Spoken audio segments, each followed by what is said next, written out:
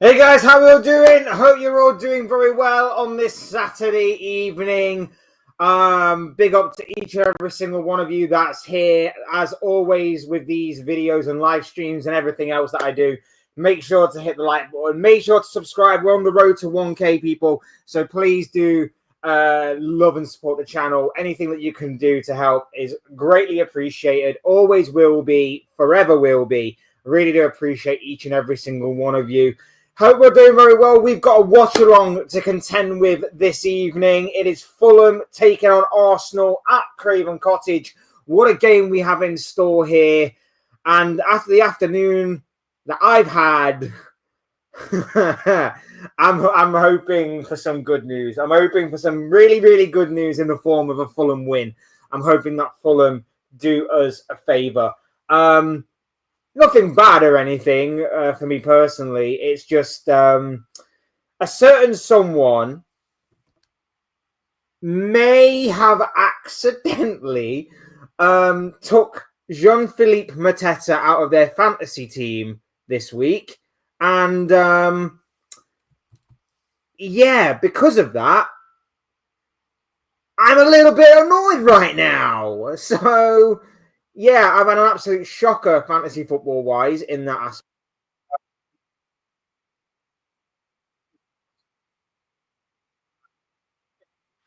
Other players in my team can obviously help me out this week. That would be a bonus, but we shall see on that. But yeah, I'm kind of annoyed by me taking out Jean-Philippe Mateta. I put him in 3 weeks ago. I put him in 3 games ago, should I say. And yeah, I put him in 3 games ago and he did nothing. And then the moment I take him out, he bags a hat-trick against Bournemouth. So that's just how my luck goes, apparently, in fantasy football terms. But I hope we're doing very well. Like I say, join us for this Fulham versus Arsenal watch-along. Promises to be a great game. Fulham, fingers crossed for them. Fingers crossed Fulham can actually do something for us today. It'll be great if Fulham can. Fulham can be a bit of a bogey side for Arsenal. It's a London derby of sorts. Craven Cottage can be difficult for most teams to go there and pick up points. So I'm hoping that Fulham will be on it from the start. I'm hoping that it will be a very difficult game for Arsenal. And I'm hoping that obviously Arsenal will stutter a little bit in this game. But in all honesty, I can't see anything more than an Arsenal win. I think they've got the good form going for them. They've got the momentum. Eze's hit the ground running. Saka's obviously back for them. Defensively, they look solid. So, unfortunately, I can't say anything more than an Arsenal win. But here's obviously the hope that I'm wrong and the hope that obviously Fulham can get something from this game. As always, like I say, hit the like button, subscribe if you're new, and of course, get involved in the chat as Jordan is here. Big up to you, bro. I hope you're doing well, my friend. Lovely to have you on board with us this evening. If you want to talk about other football as well, like I say, it doesn't have to be about the game. It could be about Ange Postecoglou losing his job. It could be about Nottingham Forest contacting Roberto Mancini potentially over. It could be about potentially that happening as well. Mancini maybe going to Nottingham Forest. Or if you want to talk about tomorrow's games as well, there's a massive game tomorrow, Liverpool versus Manchester United, of course, which I'm hoping and praying, will go in Liverpool's favour. But you never know. You never know with football. But yeah, like Jordan is here, getting involved in the chat. And Football Banter is also here, ladies and gentlemen, as well. Hope you're doing well, my bro. Lovely to have you here as well. Yeah, hope you're doing well, my friend. Are you watching along with the game with me? Are you what are you up to on this very fine Saturday evening? Would love to know what you guys are up to. Score predictions then. Score predictions. Fulham versus Arsenal. What are we saying, people? I think in my prediction video, I went with a 1-0 Arsenal win. Like I say, I just think defensively they are superior. And going forward right now, they've got a lot of momentum on their side. For Arsenal, it's about taking their chances, something they may have been a little bit guilty of not doing as much as they probably should have done in the past few games, but they will have enough chances, and when you have enough chances, you will probably score enough goals. And like I say, defensively as well, they're helped by having one of the best defenses in world football. So I can only see an Arsenal win in this one, unfortunately. But like I say, here's to hope. Here's to hope that Fulham can get something from this game, because some of these Arsenal fans right now,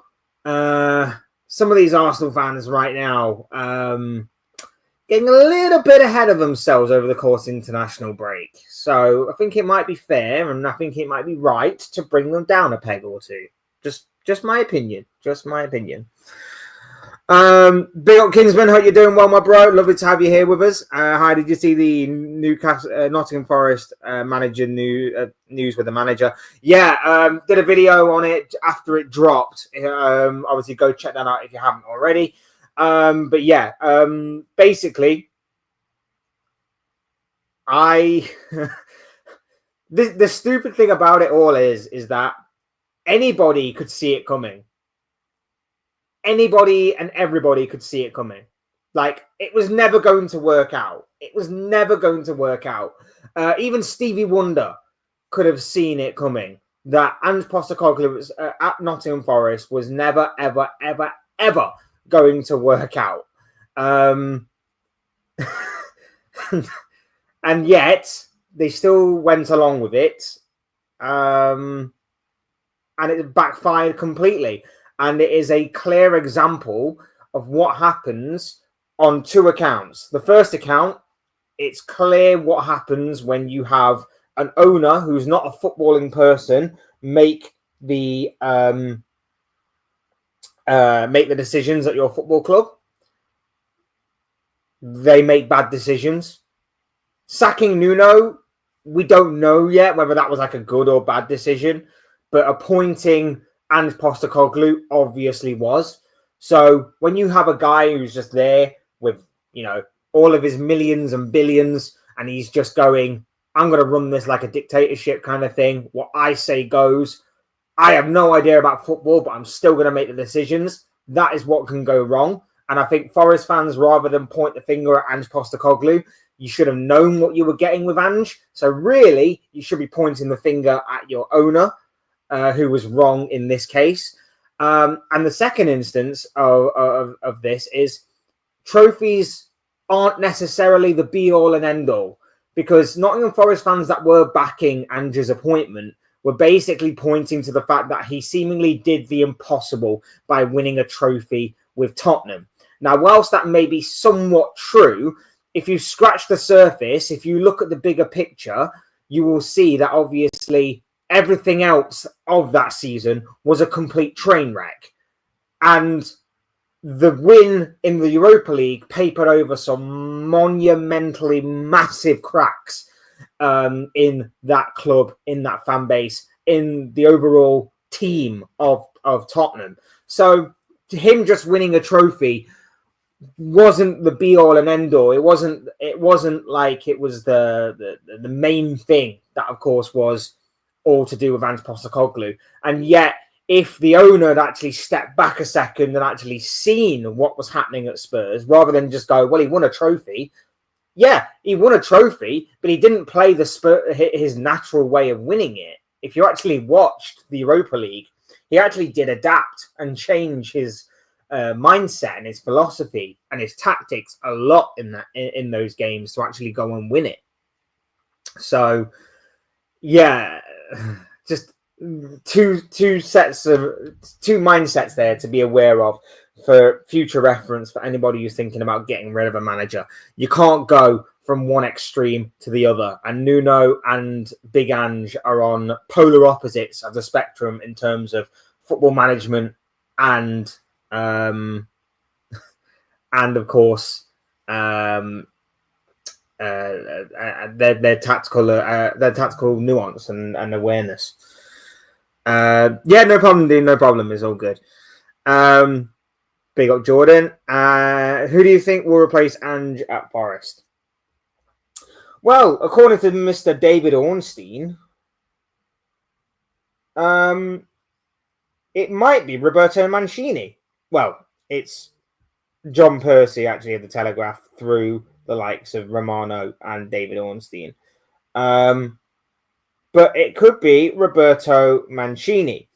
Now, Nottingham Forest have made contact with Roberto Mancini as an option to become the new Nottingham Forest boss. According to sources in Italy, the 60-year-old is available, plus has Premier League experience from successful Manchester City spell. Problem with that is that Manchester City spell was over 10 years ago.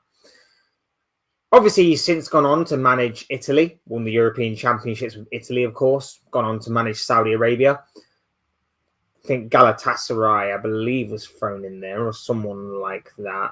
I can't remember off the top of my head, but yeah. So we've kicked off, by the way. We're about a minute into the game. Again, I will be on a bit of delay with my stream, but yeah, if we're going to try and keep the chat as spoiler-free as possible, that'd be great. But yeah, that spell was over 10 years ago at Manchester City. Mancini, the Premier League, not the same as what they once were. So again, I don't see that being a perfect fit. And especially because, as we know, Mancini can get a bit hot-headed if he doesn't get what he wants. And there's no guarantee that he'll get what he wants because, Forest, again, need to be aware of who they are and what they are. I don't know. Sean Dyche seems like... there's a lot of talk about Sean Dyche. That seems to be the only smart alternative, really. Premier League proven...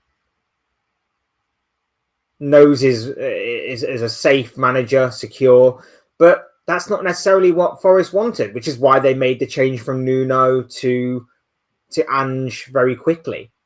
Rather than bridge it to someone like Ange, they decided to go from 0 to 100 in the blink of an eye. So it depends what their crazy owner wants. It really does depend on what their crazy owner wants and whether or not it's going to resonate with their philosophy and their ideology and what they're building towards.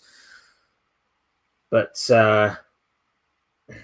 we'll see. I think Sean Dyche would be decent. I know it goes back to type a little bit. I know he's more like Nuno than he is Ange, but I think that squad is just decent for that.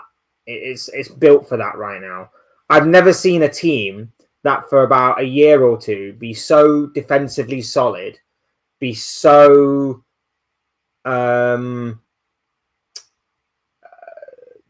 resolute and disciplined, but then within the space of 1 or 2 games, just completely disregard everything from the past 2 years under Nuno.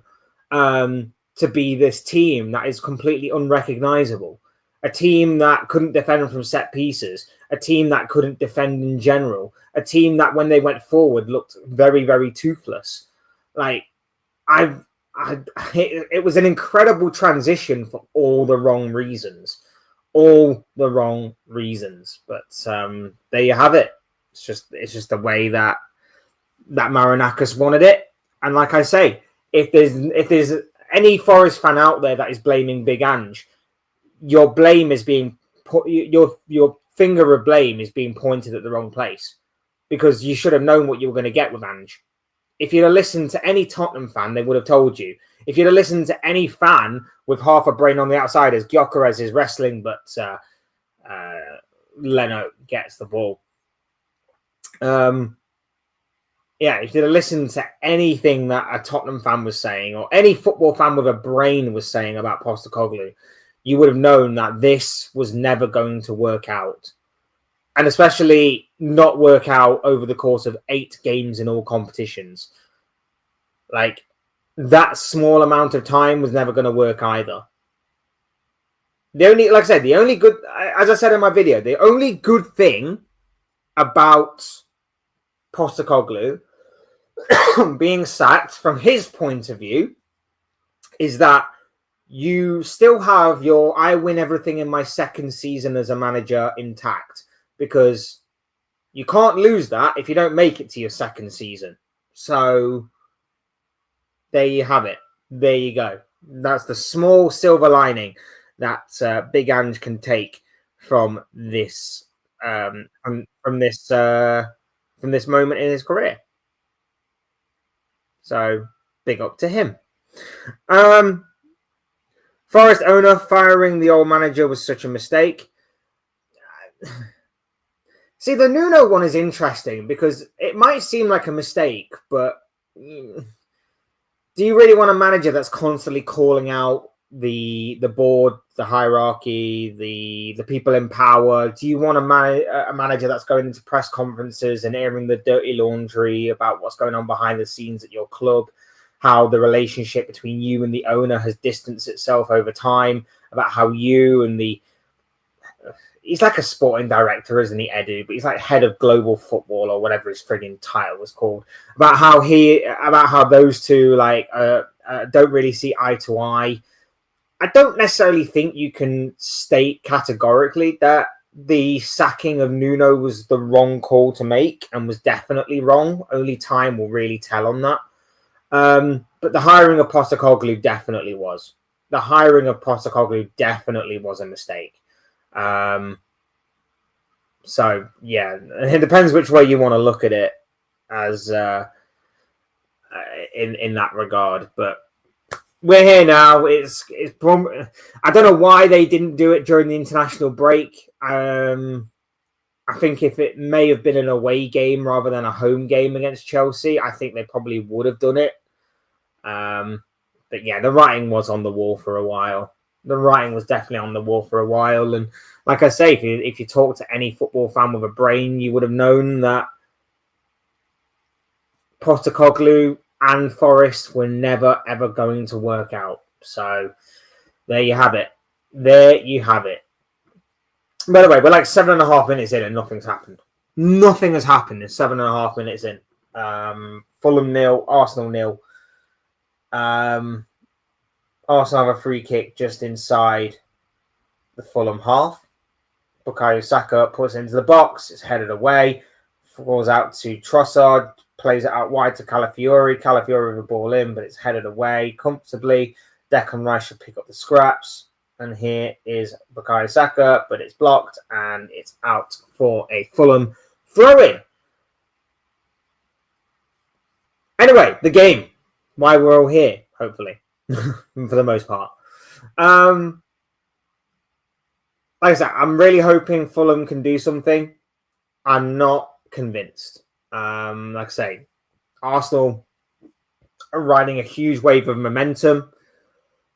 Before a ball was kicked this weekend, they were going into this game top of the table, but Pep Guardiola's Manchester City have now pipped them to that as it's played through to Gyökeres, who tries to play it across goal, but it's cleared away by the Fulham defender.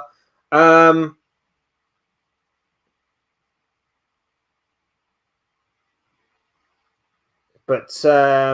yeah, I'm hoping for Fulham to do something in this. Like I say, they have the opportunity to, and they have the potential to, especially being at home. We know that obviously Fulham are much better at home than they are away, but it's all about making the right decisions, being strong defensively, and of course hitting Arsenal where it can hurt on the counter attack. Gyökeres wasted that chance. Yeah, I mean, it was the right idea. No one was there though, and it wasn't the best executed, but it's the right idea.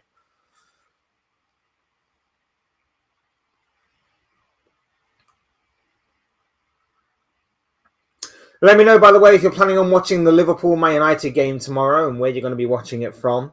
Score predictions for that game as well. I went 3-1 Liverpool in my prediction for that game. So we shall see. Oh, Fulham have won it back here. Oh, it's just a bit heavy, but he manages to keep it in. Oh, tried to play the ball in, but Trossard recovers well and eventually cleared away.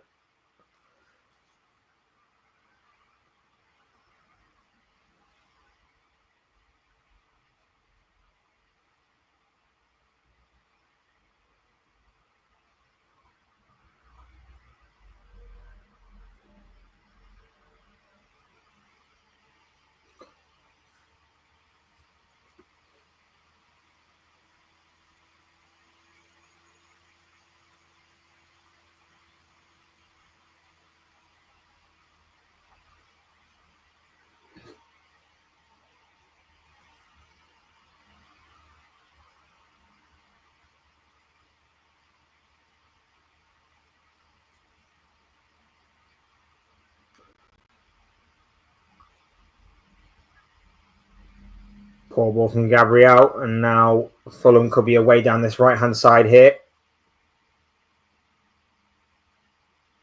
Played across. Always played. Always just cleared away by just clawed out by David Raya. Good opportunity that from Fulham. They win the ball back. Gabriel's poor ball when they were way down the right-hand side, and lovely little ball played inside for Raul Jimenez, and it just tries a bit of a snapshot, and it deflects away for a corner, and Fulham will now have a good opportunity here.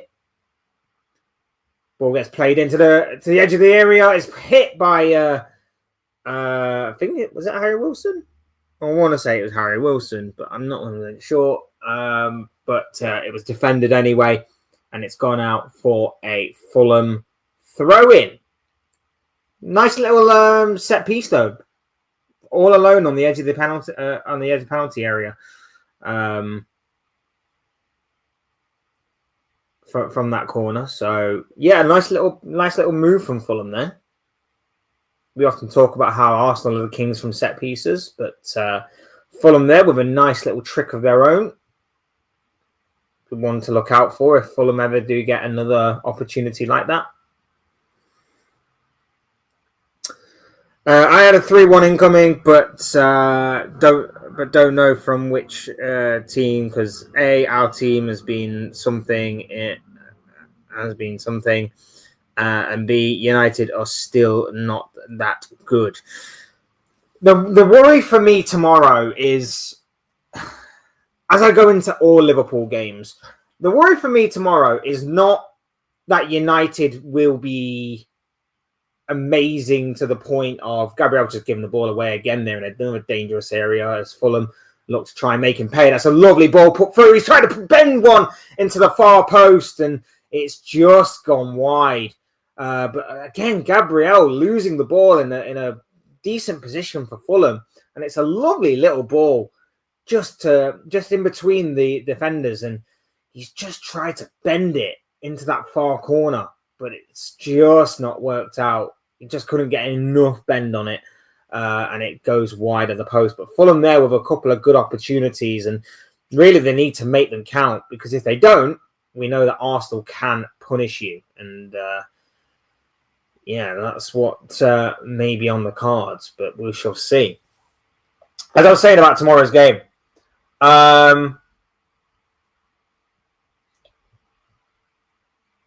the worry for me is my main worry in every Liverpool game. It's not that the opposition will be better than us or will be outstanding, but it's about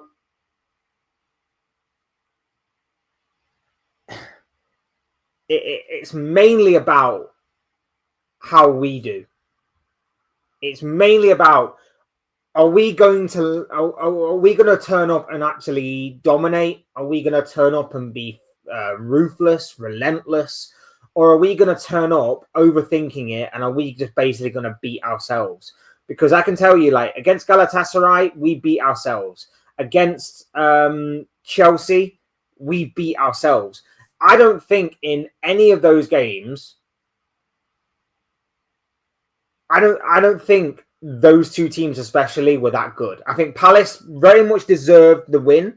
I think Palace very much were unbelievable, and they played absolutely excellently to win their game. They carried out their game plan to perfection. They should have been out of sight in the first half. The fact that we even had an opportunity to get something from the game within 90 minutes was actually just sheer dumb luck, in all honesty. But against Galatasaray and against Chelsea, I don't think either of those teams were necessarily outstanding to the point where I'm like, yeah, they were amazing. They did really, really well. Chelsea weren't that great. Galatasaray definitely weren't that great. I just think we... I just... And it's 1-0 Arsenal. It's 1-0 Arsenal. Calafiori. Oh, no, offside. We'll obviously check with VAR on this, but Calafiori, man, gets several goals. Many a goal. Long ball from Timber over to the left-hand side. Lovely little touch by Trossard. And then Calafiori, quality finish, to be fair. It's a quality finish from the makeshift left back, who's a left centre back, but he's a left back for whatever reason, but he can't defend, but he can finish. He's got a very good finish on him, and that was a very good finish, but unfortunately offside as far as what they're concerned. But that's the warning sign I mentioned. I mentioned that these good opportunities for Fulham won't come in droves, and they need to obviously take advantage of that. And Fulham might take advantage of this one here, as Jurin Timber's been robbed, but the early cross is met by an Arsenal player. It's come out to Iwobi, sets up for another cross from that left wing. It's crossed all the way through. It's run all the way through, and the referee will give a free kick. It seems a little bit soft from a foul from Raul Jimenez, but it is a foul deemed by the referee. But yeah, I'm mainly worried about us tomorrow. I don't think if Man United do get something from the game, I mean, if I'm wrong, I'll say I'm wrong. I couldn't care less. But I think for the most part, if we don't get a win from the game tomorrow, it won't be through any kind of great play from United, great tactical masterclass from Amorim. But the likelihood is it's going to be because Liverpool messed up again. It's going to be likely because Slot overthought the game again. It's going to be likely because the players didn't carry out the game plan again. You know, it's going to be all of these things combined that are mainly Liverpool being their own biggest enemy rather than anything else. But, you know, we shall see. We shall see what happens tomorrow.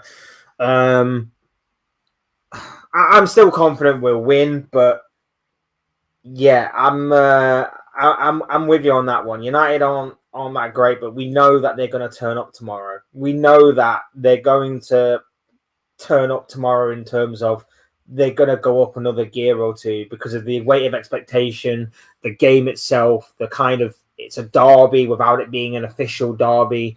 So we know that kind of stuff will happen with United tomorrow. It's just about whether or not, and I think being at Anfield really does help. We're going to be at the races. Being at Anfield tomorrow, I think, helps. After 3 games on the bounce of not winning, that's going to be big for us. But I'm not accepting a draw tomorrow. I'm not accepting a loss. A win tomorrow is absolutely 100% non-negotiable. That's it. That is it, as far as what I'm concerned. And if Fulham can help us out here by getting something, that will hopefully add a bit more of an extra incentive and a bit more motivation to those Liverpool players that, you know, we need to take advantage. So we shall see. For some reason, United is always turned up when it's a Liverpool match. Because of the history behind it. It's because of the history behind it. The big one in recent memory for me is the 4-3 FA Cup game. Most teams in that situation that United found themselves in would roll over and fight another day. But and most times, if United were playing somebody else as well, United would probably roll over and fight another day. But for whatever reason, because it was Liverpool, it's like, right, we actually need to perform and we need to do well here. And United's main problems haven't necessarily been in the big games either. They've been against teams that are either in and around them or lower than them. United in the big games often turn up, or they at least play to a respectable level. Look at the game against Arsenal, first game of the season, as prime example. Like, they played respectably well. They couldn't take their chances, and their goalkeepers got poppadoms for hands. But if you take that out of the equation, like, they played really, really well. It was a respectable sort of game from United's point of view, but they just didn't have enough firepower, and they didn't obviously have a goalkeeper who is competent. Here goes Calafiori again down the left-hand side. Passes back to Trossard. Trossard tries to go through the legs of the defender. Well defended by Fulham. And between the pair of them, they should get it away, but only as far as Declan Rice, who trips over the ball, and it goes out of play for a throw-in. 20 minutes gone. Or should I say just over 20 minutes gone, shall I say. It's still 0-0. Arsenal have had the ball into the back of the net through Calafiori, which is ruled out for offside. Fulham have had a few efforts on goal. Nothing really for David Raya to be too concerned with as of right now, but there have been one or two nearly moments for the home side as Bukayo Saka's shot is blocked and it's cleared away for a throw-in. Just need to quicken the tempo up a little bit, Arsenal, I think. Gyökeres hasn't really been effective in this game as of right now. He had that one moment in the early stages, but other than that, hasn't really had much to go on or feed off.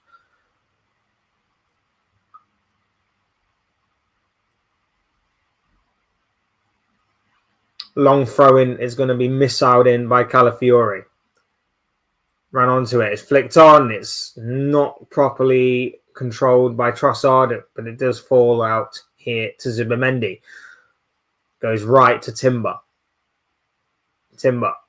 Eze out wide to Saka. Saka now 1v1 against his opponent. He goes down the right-hand side. It's crossed, it's blocked, and it's into the hands of former Arsenal goalkeeper Bernd Leno, who will try and set Fulham off on an attack. But it is back with Arsenal in their possession again. Down the right-hand side, it's Saka, it's Trossard. Lovely ball through. Just couldn't quite get it out of his feet. Jurriën Timber for the shot.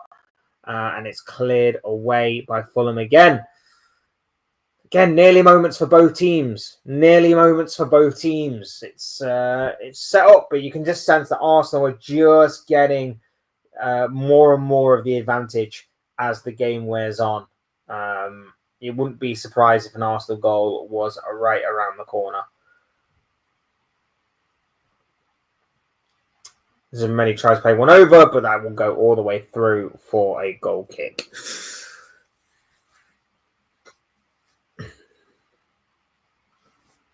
But yeah, I'm somewhat excited and nervous for tomorrow.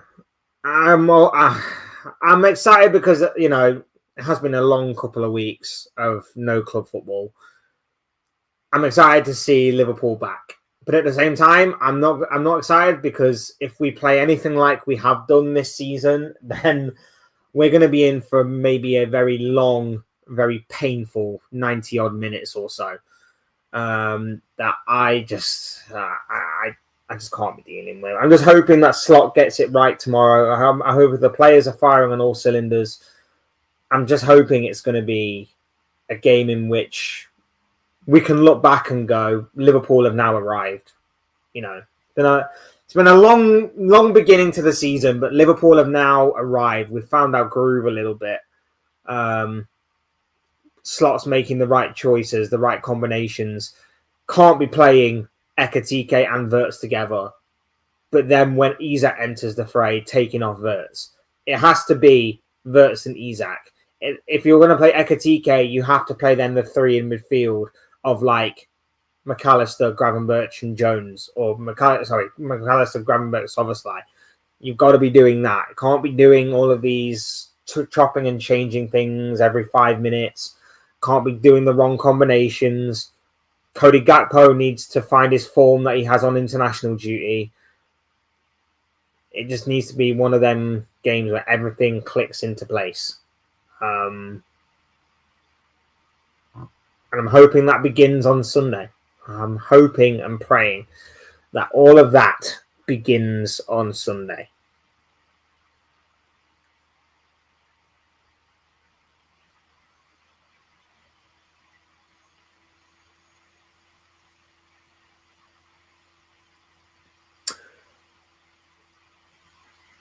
Fulham exploring down the right-hand side here. Harry Wilson. Keeping a bit of possession now, Fulham. Trying to take the sting out of the game for Arsenal, which is not a bad tactic at all. is Alex Iwobi, former Arsenal player himself as well. Lovely ball played through. Works a shot on his left foot, and it's just dragged wide by, I think it's Sasa Lukic.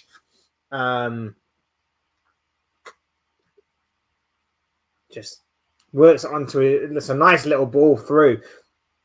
Nice little pocket of space he's picked up. Just seems to be down that right-hand side. There's just a bit of space between Gabriel Calafiori and Zubamendi that Fulham are finding a bit of joy with. But unfortunately, they just can't seem to... not Sasa Lukic. Why did I say Sasa Lukic? It was Sander Berger. Why did I say Sasa Lukic? Sander Berger. They don't even sound the same. What is wrong with me? But yeah, just seems to be finding a bit of space down this right-hand side with Fulham, which is going to probably be a bit of encouragement, shall we say, for the home side.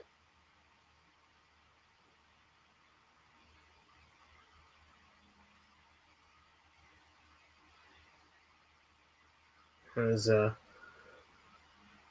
Jurrien Timber brings down Raul Jimenez, and it's going to be a free kick for the home side.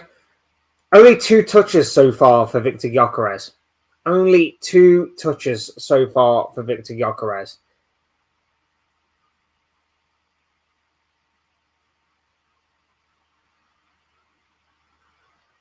Are we going too early in saying that maybe he's not the perfect fit for Arsenal that we all thought he would be? Or is it just an adaptation process? Is it basically he's a different type of striker to what Arsenal have known for the past couple of years with Kai Havertz? So is it a sense of we need to see Arsenal, the team around Gyökeres, adapt to him? Or does he have to adapt to Arsenal? Which way round is it? Or is it a little bit of both, do you reckon? Because there's no doubt about it, he's a goal-scoring machine. But so far with Arsenal, it's been a tiny bit underwhelming from what we were promised. Arsenal fans were saying like he's going to be challenging Erling Haaland, and whilst Erling Haaland has had a phenomenal start to the season so far, I mean, another couple of goals today, he's just absolutely insane. Gyökeres is nowhere near him right now. Nowhere near him. I mean, not many or no striker in Europe, I don't think is. But we were told that Gyökeres is going to be the guy to challenge. Gyökeres is going to be that guy. He's going to be the one to be, challenging Haaland for like the best spot to be as a striker or whatever. I just feel like so far the adaptation to the Premier League, the adaptation to Arsenal adapting to him as well, just hasn't quite clicked yet.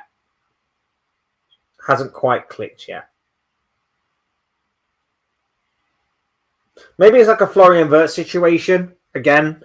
I defend Wirtz by saying that Liverpool have not really had a number 10 like him. So, the number 10 that we had before is Dominic Szoboszlai, who is completely different to what Florian Wirtz can offer. Wirtz is obviously more calculated, more creative, and Szoboszlai is more... when David Raya does really well to put it over his own bar there, across from that right-hand side. It was like a cross-come shot. I don't know. I don't think he meant it as a bit of a shot, but it was a very, very decent effort that David Raya had to be focused on to push over his own post, over his own bar. So it's a corner for Fulham here. Ball gets played in, headed away, cleared away by Saka, and forced in there by a Fulham player, but it will run out for a goal kick. But yeah, I think there has to be an adaptation period for Gyökeres. So I'm not saying all now that it's like he's done and dusted, he's buried, whatever. But what I will say is that I think Arteta cannot wait to have Kai Havertz back. I will say that now. I would say I think Arteta is counting down the days to have Kai Havertz back in his ranks again. Because the moment he is and the moment he's fit, I think that is when we will see Gyökeres drop out and Havertz resume his place in the starting lineup for Arsenal. But we'll obviously have to wait and see on that one when he gets back. Bit of treatment time here for... I can't see who that is.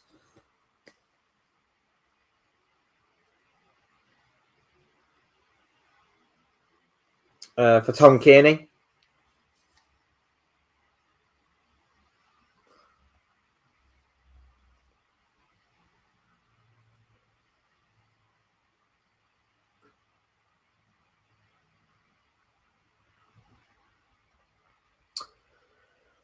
So Sky done their usual filler sort of thing. Let's go into the crowd and see who we've got in. Should be a good Super Sunday tomorrow. It's not just Liverpool versus Manchester United at Anfield. We've also got Aston Villa travelling away to Tottenham. That should be a really good game. That always is a good game, actually. Always is a good game when those two teams meet. Aston Villa just picked up a little bit of form in recent weeks. Tottenham have been going very steadily under their new manager, Thomas Frank. So, yeah, interesting times.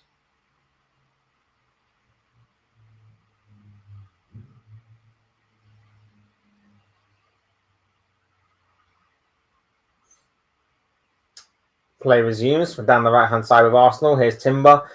Zubimendi, poor ball out wide, and it's run out for a throw-in.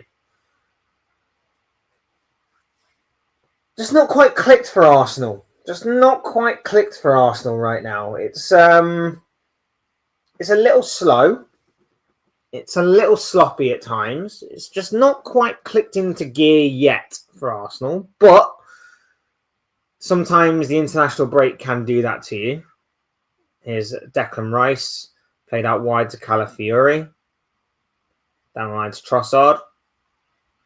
Trossard on that right foot, goes inside to Zubimendi and now Gabriel.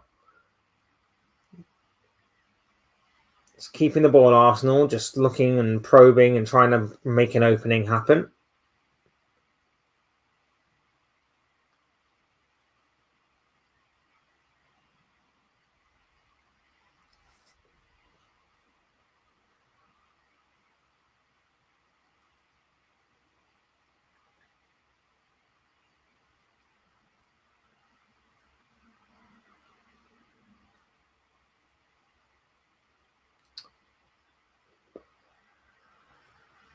Also trying to shift the ball from left to right, right to left.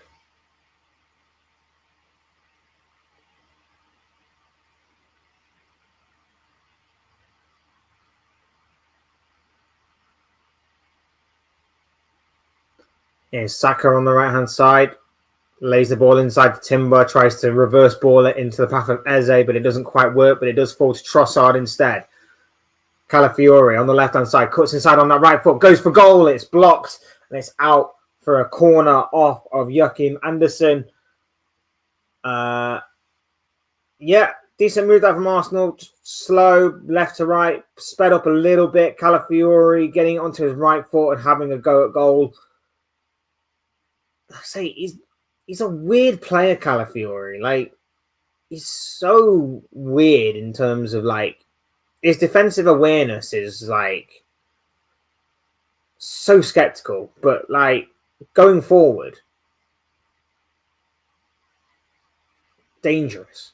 Short corner from Rice. Works its way to Eze. Eze strikes, but it's blocked.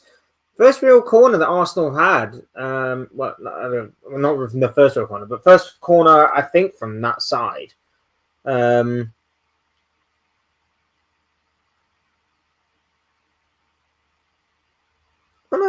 First corner in general. First corner for Arsenal, and they didn't really put any pressure on the Fulham box. So interesting.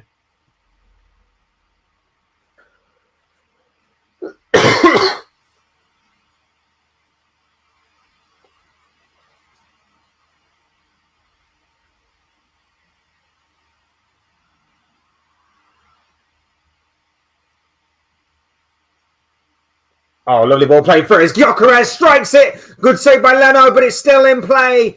And Trossard couldn't get on the end of it. But again, that is what Gyökeres feeds off. That's what Gyökeres wants. He just wants to play off the last defender, play into that space. And it's a lovely ball by Bukayo Saka just to slip it through onto that right foot for Victor Gyökeres, who smashes it at goal. But it's well saved by Bert Leno. And on the follow-up, the Fulham defence helped stop Leandro Trossard from getting on the end of it. But that's more what Gyökeres is after. He's after that kind of little slip ball beyond the last defender for him to be one-on-one on goal with. That is where he comes alive, and he's really, really dangerous. But not been too many opportunities to do that until that point. But Arsenal will be encouraged by that as Saka goes down the right-hand side, crosses it. Oh, it's gone through to Calafiori, who catches it sweetly on that left foot, but it just goes over. Great play by Bukayo Saka down the right-hand side. Takes on his man, goes down onto his right foot. Cross comes in. It's a deep one to Calafiori. Watches it all the way. Hits it well, but it's a little too well as it just floats over the crossbar. And out for a goal kick. But again, good couple of opportunities that for Arsenal as we are about 6 or 7 minutes away now from the end of the first half, or at least before we find out how long of injury time is going to be added on before we get to the end of the first half. But yeah, a couple of good opportunities there for Arsenal.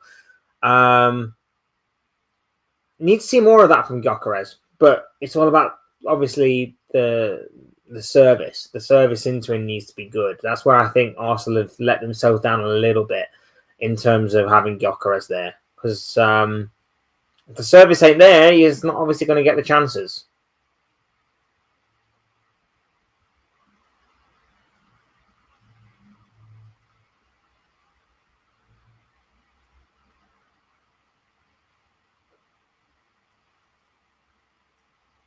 Saka does well down the right-hand side, gets past his man, but a recovery on that side from Raul Jimenez stops him from going any further. Fulham just retreating deeper and deeper into their own half as Arsenal's presence and attack goes on.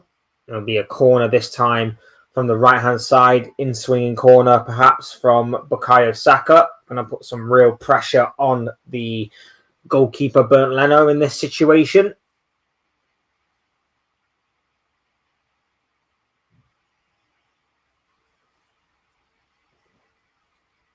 They went short last time. I don't think they'll be going short again. Ball gets played into the near post. Gyökeres back to Saka. Saka with another chance to deliver, which he does to the back post. He's headed down by Gabriel and cleared away by Anderson. Iwobi against Rice. Rice does well to hold on to the ball. He's being challenged by three of them, but he does really well there, Declan Rice, to retain possession for Arsenal. There is a Fulham player down, but Declan Rice is still progressing here until the referee now decides to call it back as the player is holding his head. So therefore he has to call it if it's a head injury, but it did seem like it was a very delayed response from the referee, which was a little bit concerning that he wasn't completely aware. Let's see here.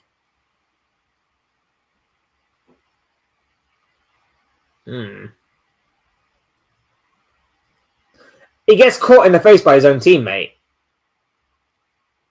He gets caught in the face by his own teammate. There's a flailing hand from Raul Jimenez.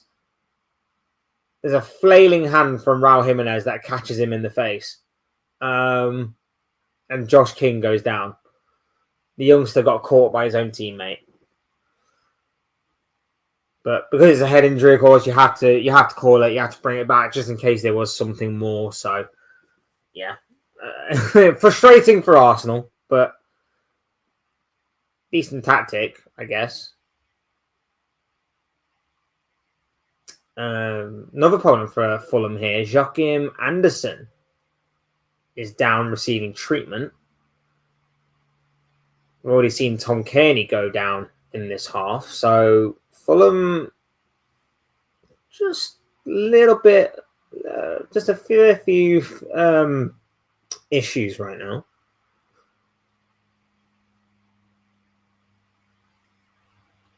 There is going to be a substitution for Fulham, actually.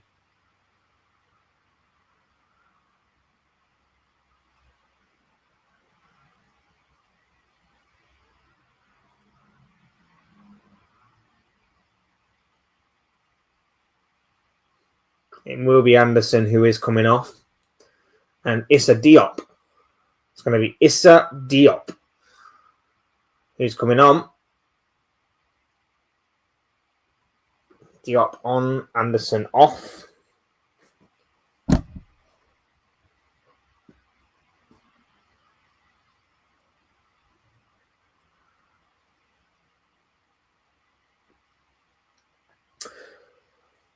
About 3 minutes to go, 2.5 minutes to go until we hit 45 minutes. But with all the stoppages and injuries, I imagine there's probably going to be about 4 minutes of added on time, give or take. 4 or 5 minutes, I would imagine.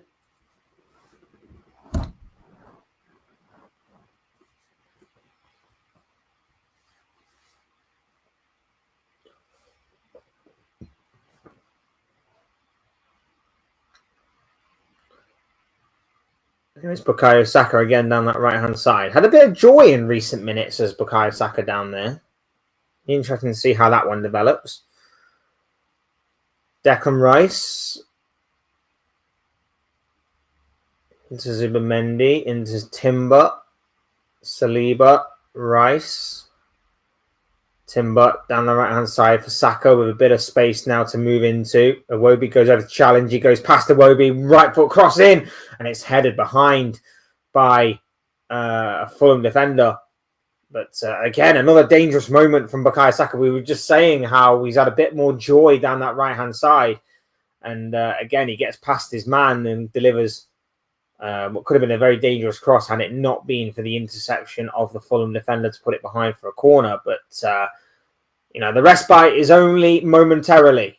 We all know the set-piece kings are going to be possibly creating something here. So what can they conjure up from this corner? Ball goes in, it's punched away, allowed to actually punch it clear is Bernd Leno, but and does come out.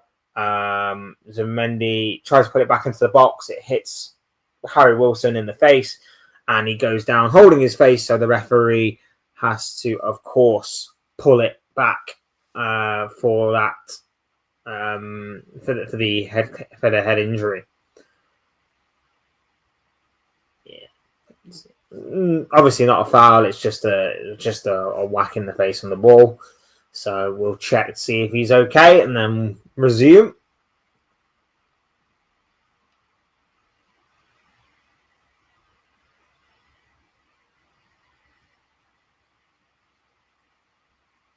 Well, the Fulham medical team's been busy this half. The Fulham medical team's been very busy this half.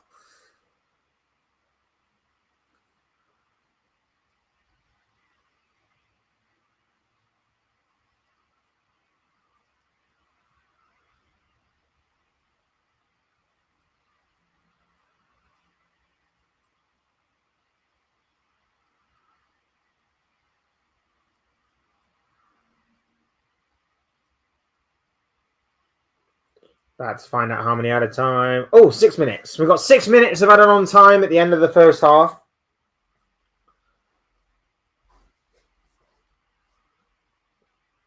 Wilson is able to jog off onto the sidelines.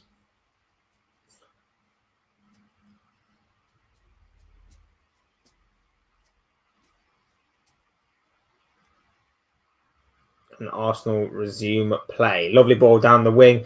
Here is Eberechi Eze. Eze with the ball in. It's headed away by the Fulham defender and out for a throw-in. Again, getting a little bit more joy down that right-hand side of Arsenal. So something maybe that Fulham need to address sooner rather than later.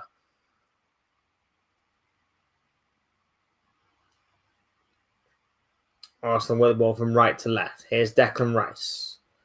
Out wide to Leandro Trossard. Leandro Trossard against his man. Tries to go down the left, goes down the right instead. Keeps the ball, but eventually Fulham do really well in winning a throw-in out of him.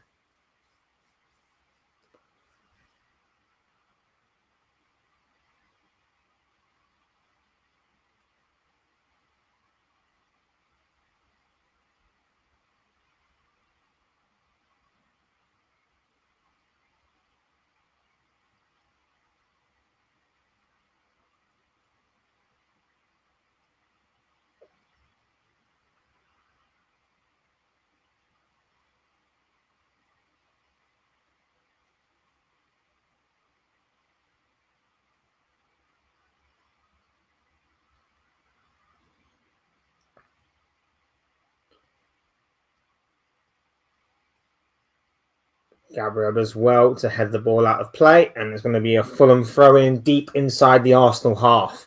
Is there one more chance for Fulham before we get to half-time? We shall see.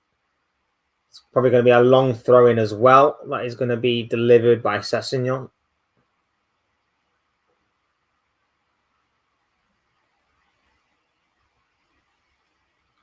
We'll see what can be conjured from this. Long throw-in from Sessegnon. Headed away by Calafiori. Headed back in, but Declan Rice does well to deal with it. And now Gyökeres could be away here, and there could be an Arsenal attack, counter-attack on. Gyökeres gives it to Jurrien Timber, but Timber gets crowded out by Alex Iwobi and Raul Jimenez, and it goes out of play for a corner.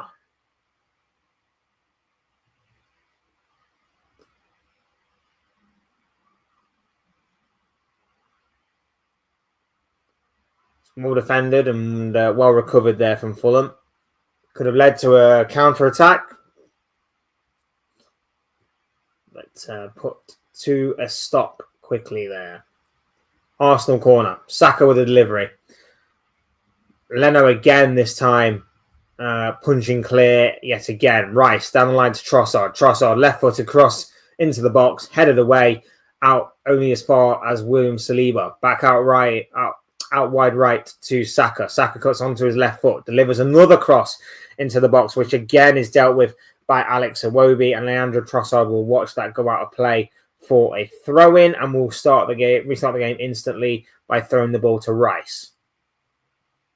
Trossard, Rice. Rice delivers a curling ball into the box. It goes out of play and out for a goal kick. And we are now about 90 seconds away, give or take, from the end of this first half. And I have to agree with Kinsman here. This game is boring. Boring, boring, boring, boring. And I can't even say like it's boring in the sense of Fulham have just been sat way too deep and Arsenal have not been able to do anything. Fulham have looked dangerous going forward. They just struggle with the final ball, the final pass, whatever it may be. It's Arsenal who have been boring. They've not moved the ball quickly enough. They've not penetrated the back line of Fulham enough. That counter-attack there was a very, very good opportunity to do that, and they just didn't. It just didn't click for them. It's not been a great game at all. There's been sloppy mistakes. There's just been errors, lack of execution.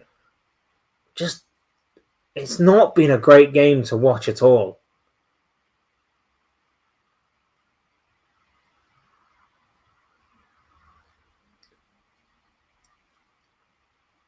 Half time fast approaching. Thank God for that.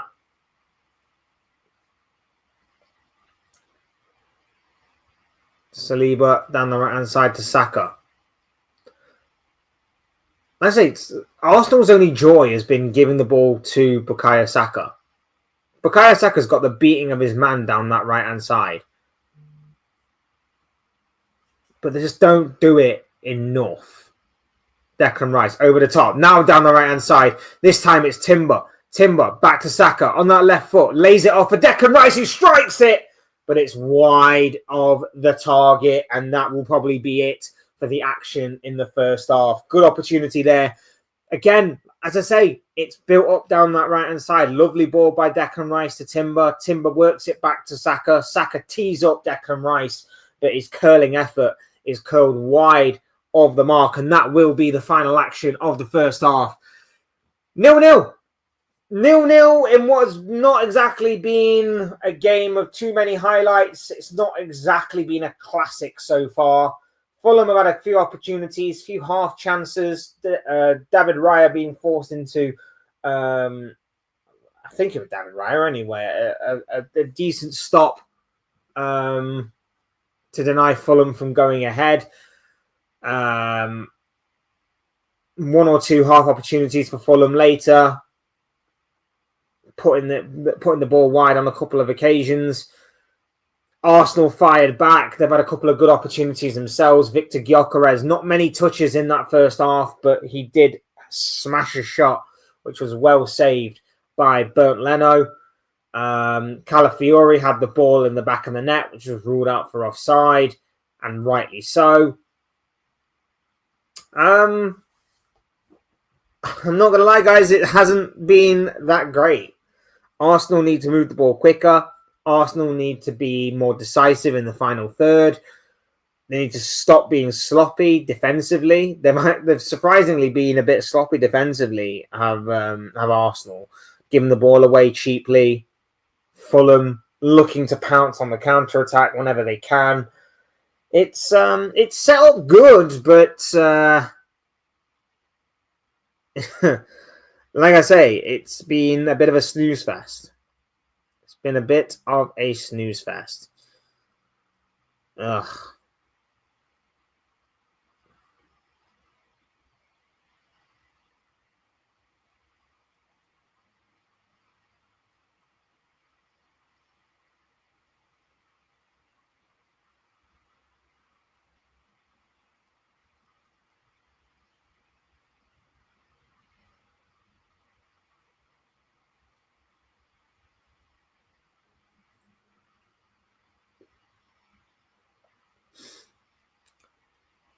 Ugh. It's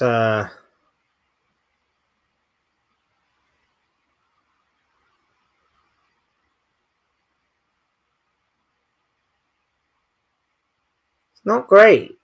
It's not been a great game whatsoever. Oh.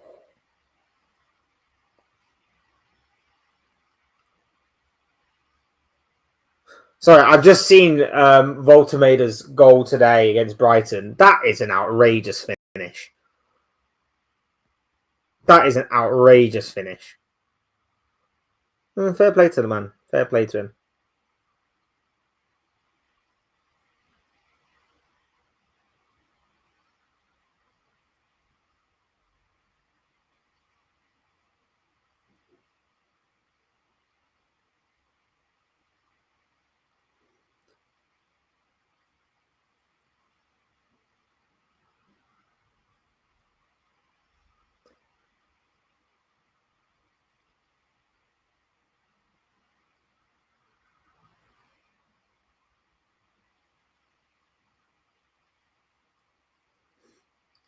Madness. Sorry, it's been such a snooze fest. I'm just trying to find anything to. Just anything at all.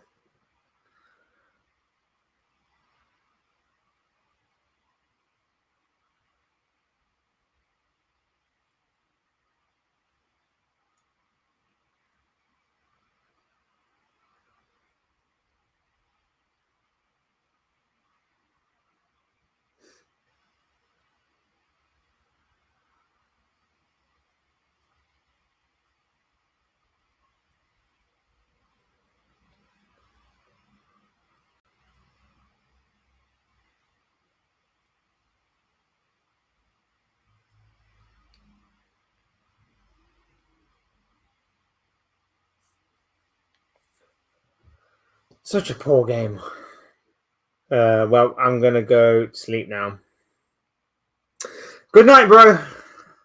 If you are having trouble sleeping, watch Arsenal. Remember when Arsenal used to play scintillating football? They used to be like, used to be like a pinball machine, a really fast pinball machine of just bing, bing, bing, bing, bing, bing, bing, bing. Like, those were the days. They're dead boring now. They're really boring now. Not fun whatsoever.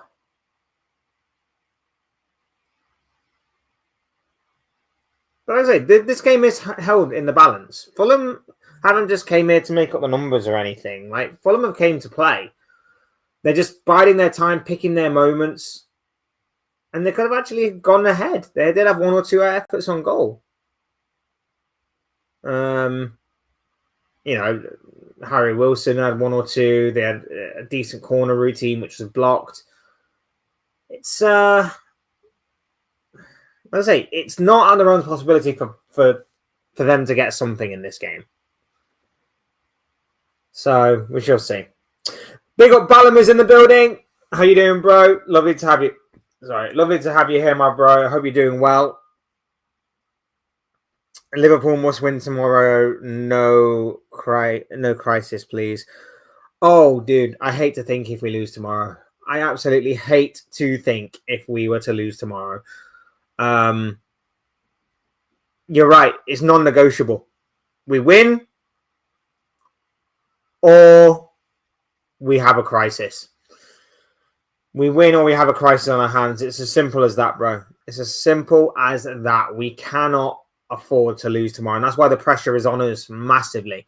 No one's expecting United to win tomorrow or get any points whatsoever. But at the same time,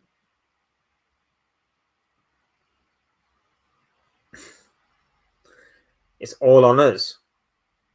It's all on us. It has to be a perfect performance from the coach right the way down to the players. So we need it. We need it tomorrow. Any type of win is needed for Liverpool. I mean, yes, to an extent, we stop the rot, which would be good.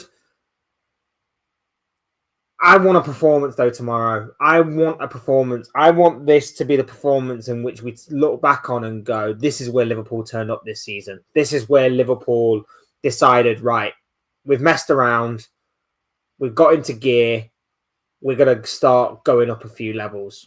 This is the moment I want tomorrow. But whether we get it or not remains to be seen. But it has to be a good performance. Like I say, from slot right the way down to the players, this has to be a good performance all round.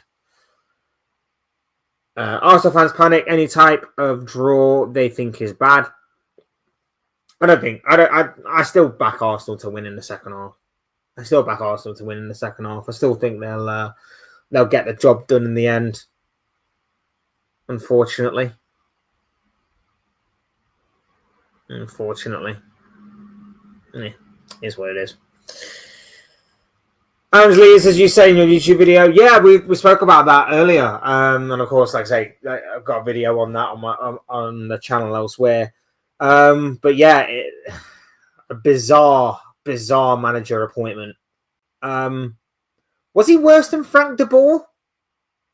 Is he a worse manager than what Frank de Boer was in the Premier League at Crystal Palace?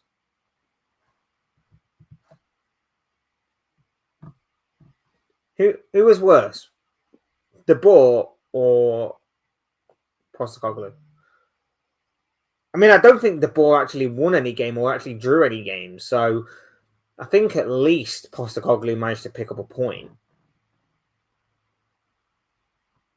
So maybe by default, Frank de Boer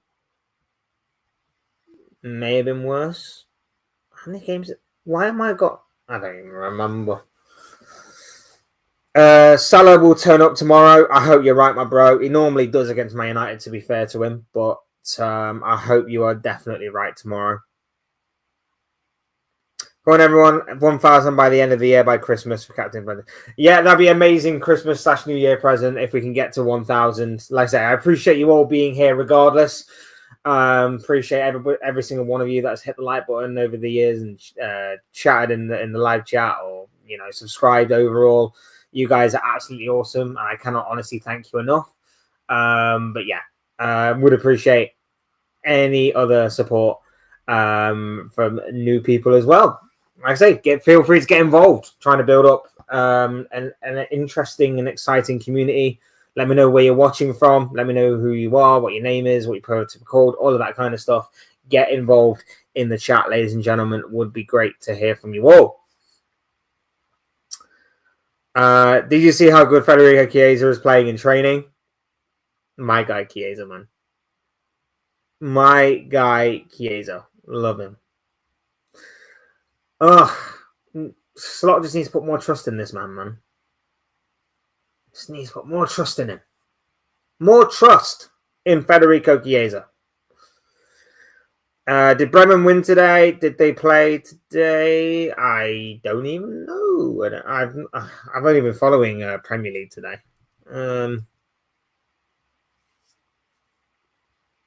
Drew 2-2. I just had a look. They drew 2-2 with Heidenheim.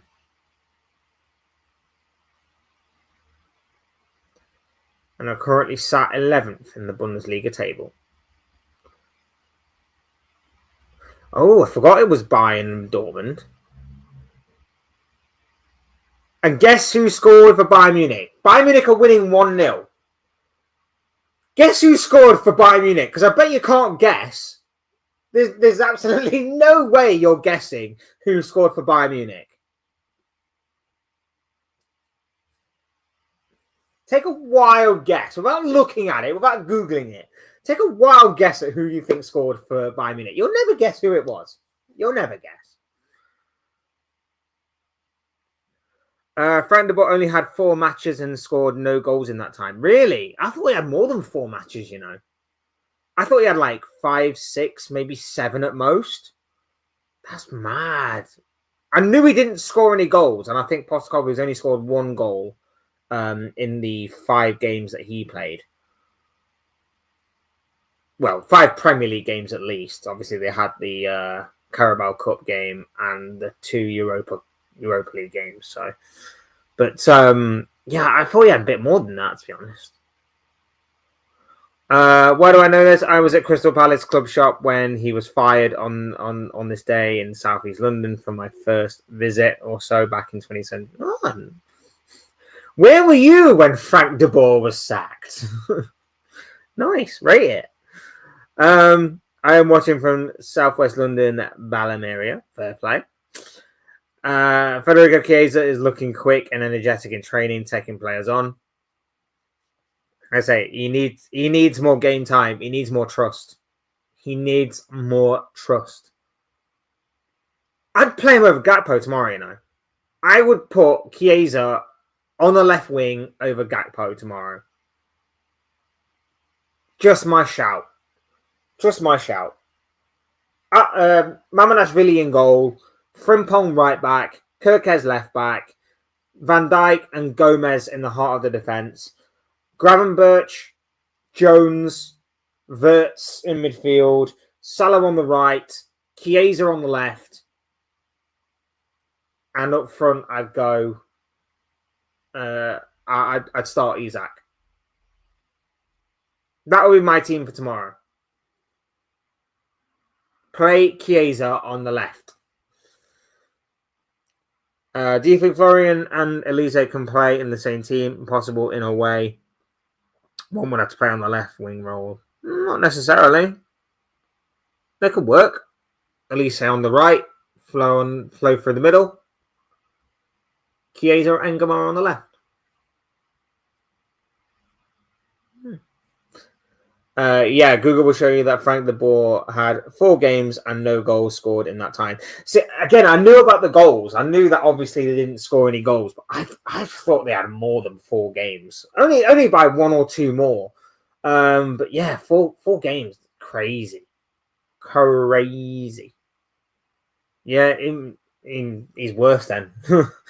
He's worse, but a close second seemingly is Ange Postecoglou. So, and as I said before, you can't ruin your second season trophy streak if you don't make it to the second season. So, very clever of Ange Postecoglou to get sacked before he failed to win anything with Forest.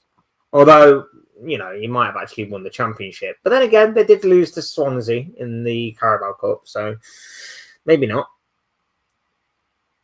Afterwards, Roy Hodgson arrived and kept them up. Big up Roy Hodgson, man. Big up Roy Hodgson. Failed at Liverpool, and, one of the darkest moments in Liverpool history. But, no, other than that, I didn't mind Roy Hodgson. Oh, he was also poor as England manager as well. He had Harry Kane taking corners. Harry Kane. Why? It's almost like he was playing Football Manager and decided to leave, decided to randomize who was taking certain set pieces. Can't wait for Football Manager to come out, by the way. Football Manager 2026. Hopefully we get the beta soon. Can't wait for Football Manager to come out. I'm bored and sick of playing 24. Bored and sick of playing 24. I need 26 to come out. And come out ASAP. The beta at least. I know when the full game's coming out. But very happy with that. Arsenal won a free kick on the right-hand side here. Dangerous position. Sessegnon tripping Bukayo Saka. Second half has resumed. And again, it seems to be a little bit of a pattern in the first half. Bukayo Saka again getting the best down that right-hand side. Seems to be the only outlet for Arsenal right now. Declan Rice is preparing to swing this free kick in. Set piece for Arsenal. Set piece Kings. Let's see what they can produce here. There's about 5 of them waiting on the back post. Rice swings it in. Goes out. Cleared away. Only as far as Zubamendi, who plays the ball back to David Raya. And Raya can now look to restart the attack. Goes out left. Headed by Trossard. Cleared away. Harry Wilson can try and get it through, but it's cut out very, very well by Zubamendi, and he can now calm things down by giving the ball to Declan Rice, and it's over with Saka on this right-hand side now. Do you think it isn't Roy Hodgson's fault? He has Gary Neville, has his coaching staff. Let's blame Gary Neville regarding his England time. No, because at the end of the day, he makes the decisions. So, you all have to take accountability and responsibility, I guess. But at the same time, Roy Hodgson he was good at punching above his weight, which is why he succeeded at Fulham and why he did quite well at Palace, with all due respect. He was good at punching above his weight as Trossard strikes it wide. Cross went in and it went all the way through to Trossard. And it takes one touch and he probably waits a little bit too long to strike the ball. But it's a nice little dink in there by Eze. And he just waits and snapshot just wide of the post. Yeah, everyone takes responsibility. He was good at punching above his weight, but he was never good at being the favourite. Hence why I think there was one time his mentality really shone through at Liverpool. I think in one quote, he basically stated that Liverpool are too big of a club, are not too big of a club to be relegated. That just showed you where his mindset and his mentality was by saying that. Liverpool and relegation should not be uttered in the same sentence ever. Saka goes all the way through and it's just cleared away. Bukayo Saka again down that right hand side. Fulham need to be careful down their left hand side of Arsenal's right. Saka once again bundling his way through. He's got past 2 men and he just darts the ball across to Gyökeres. Gyökeres is just a little bit behind Gyökeres. Can't sort his feet out. Zubamendi can't get there either. And it's just cleared away in the end. But by Castagna. It's Saka's been the only outlet for Arsenal so far. He's been the outlet for Arsenal so far, and if there is going to be a goal, it probably will come down that right-hand side. But there's been plenty of warnings for Fulham as Saka tries to go again, but he wins another corner from Castagna again. FYI, Mancini is so 2012 time. He won the Euros with Italy. Did you see Fabio Borini, who is so 2013, went to Salford yesterday? Fabrizio posted this. Yeah, I saw the Borini thing. I was a bit shocked and surprised, but that is what it is. But yeah, we were saying earlier, we actually talked about Mancini earlier, and we basically said, like, I know he's been doing international management recently with Italy and Saudi Arabia. But the stint he had in the Premier League, like, that was over 10 years ago. He's moved on since then. The Premier League has moved on since then. It's not going to be the same Mancini that won them the Premier League title, Manchester City. So, Forest need to be just aware of that again. They can't make the same mistake that they did with appointing Ange Postecoglou by appointing someone who just has an attractive resume. They have to look beyond the achievements that he's done and actually look at his style of play. Does it suit with what they are building? Stuff. There's a lot more than just trophies and a resume to be looking at here. As Harry Wilson drives one, but it's gone wide of the mark. Good opportunity though again for Fulham. Decent attack building up there. It's just again the execution just not quite there in the final third.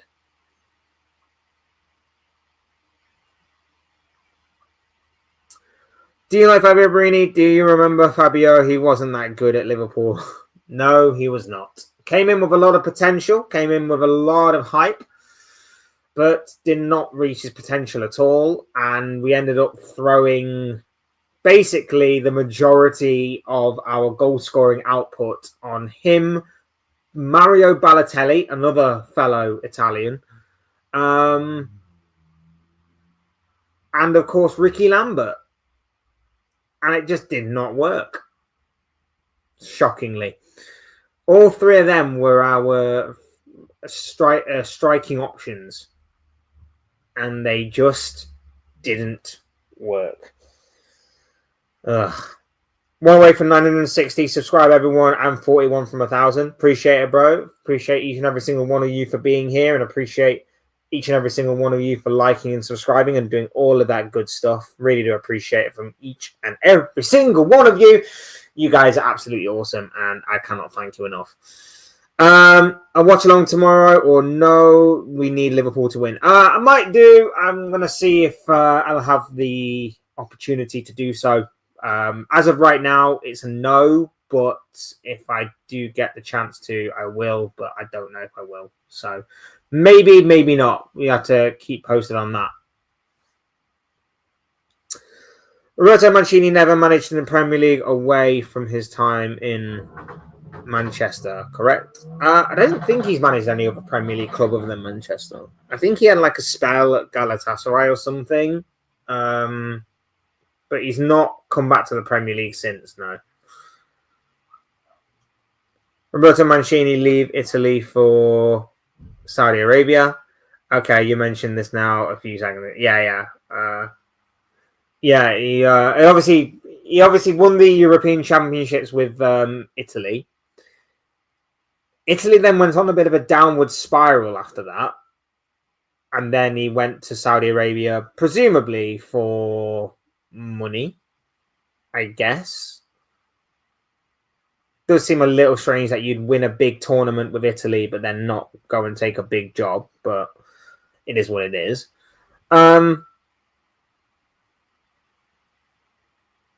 Yeah, that's it.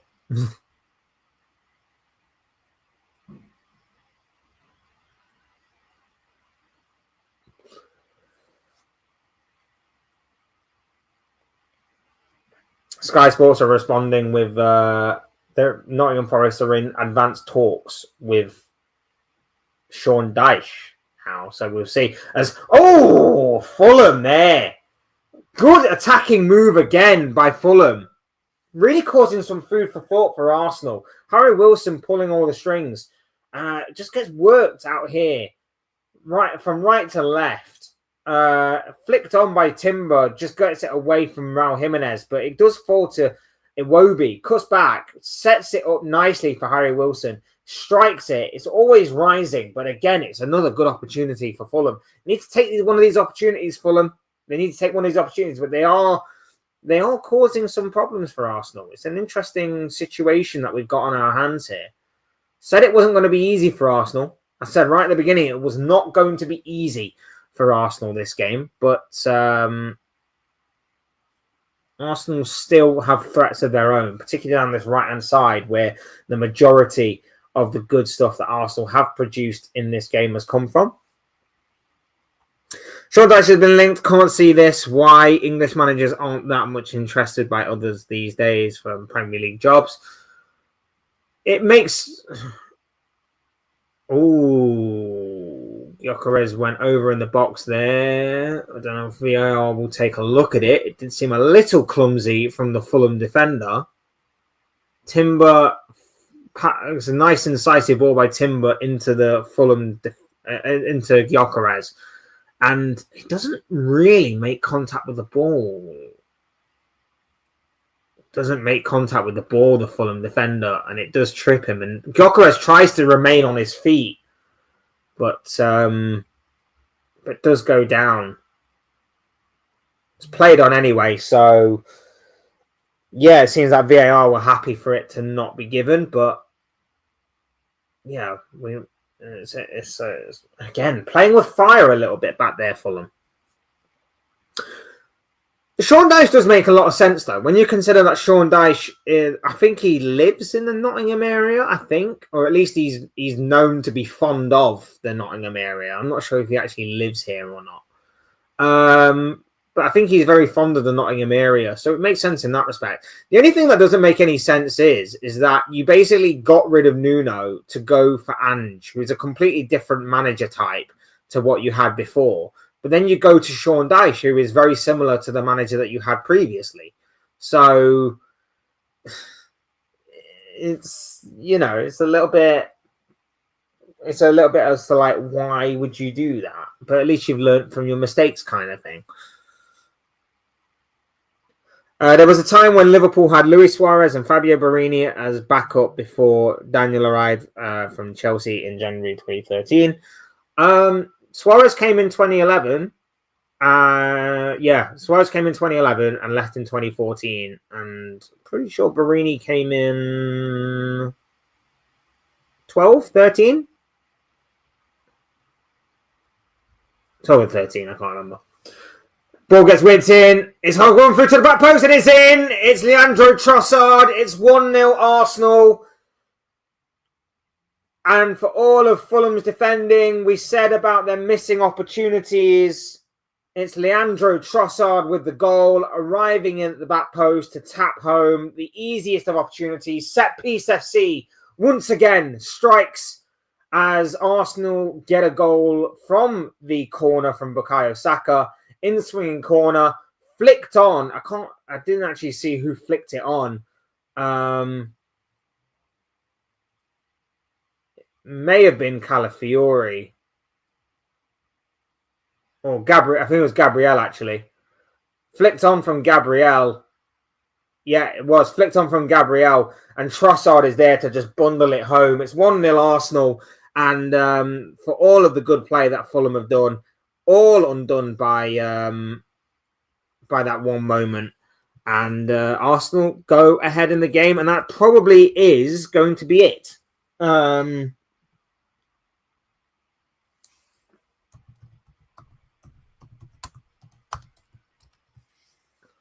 That probably is it. That's probably all she wrote on that, to be honest with you.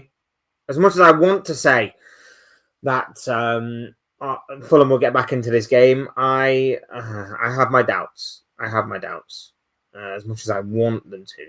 So, if you check social media, Twitter, Sean Dyche was seen in your house today. My house today. Very strange if that is the case. Very strange if that is the case. What's he doing in my house? The only upside to that, by the way, is that Gabriel did get the assist. So that is good for my fantasy team. And especially today, after missing out on those Mateta points, because I'm an idiot, it's put me in a slightly better mood. But I'm also in a dampened mood because Arsenal are winning. Can you confirm, was he with you? No. No. We're not friends. But yeah, like I say, he does seem quite fond of the Nottingham area. So it kind of makes sense for him to maybe stick around and become the Forest manager. Sean Dyche to Nottingham Forest would be hard to beat and a bit like Nuno football. Exactly. It's going back to what was tried and tested of Forest before they decided to go, yeah, this is good, but let's just throw caution to the wind and go a bit crazy. Okay, cool, whatever. Cape Verde qualified for the World Cup first time. Jordan have 2. No Sweden this World Cup. It just means that Isak gets a summer off, which is good. Isak will get a summer off and he'll come back refreshed for next year. But yeah, I mean, that's what the World Cup's all about.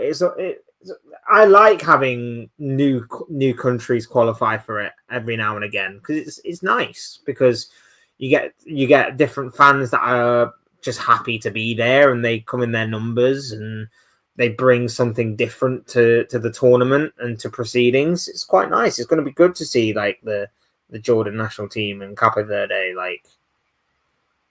or anyone. Panama did it in 2018 in Russia. There's always someone new, so be interesting.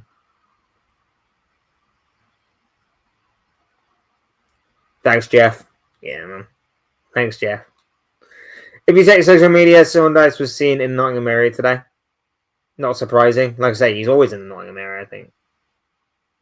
He's always in Nottingham area. I think he's been pictured in Rock City a few times.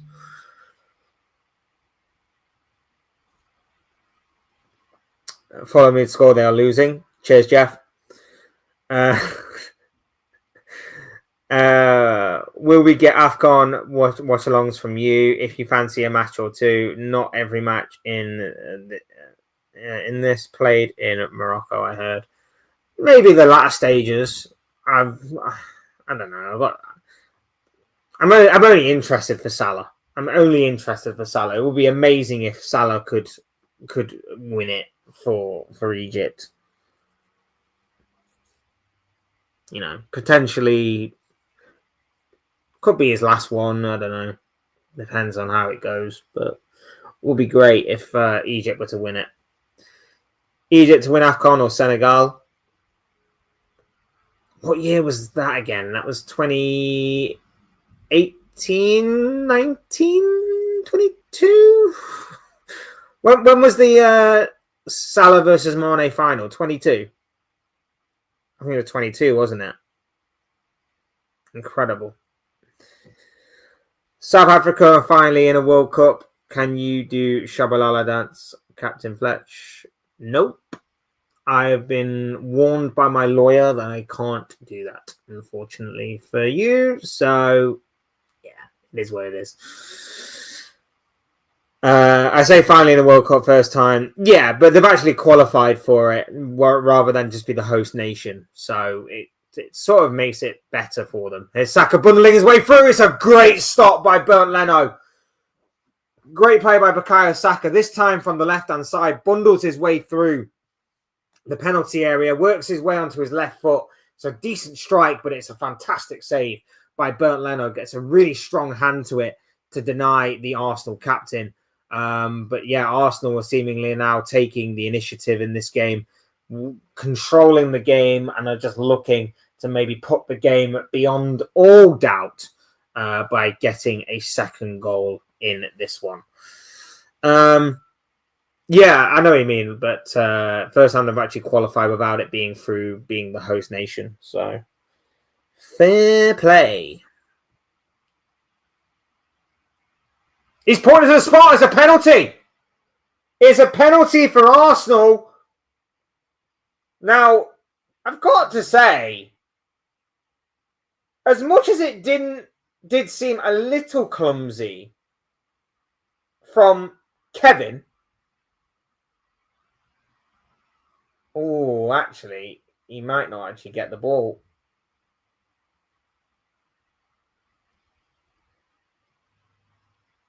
Or he might get the slightest of touches on it, you know. I think he does get the slightest of touches on it. I don't know whether it will be enough for VAR to be bothered about overturning it. But he does get the slightest of touches on the ball. Sorry, but whenever I see the Fulham player, Kevin, it's just Home Alone. Just Home Alone in my head. This should be overturned.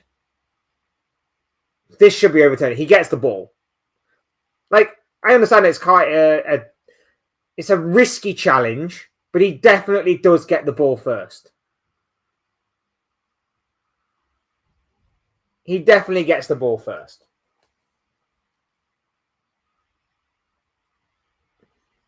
I don't know why we were having to replay it about 12 times. Like, he definitely gets the ball first.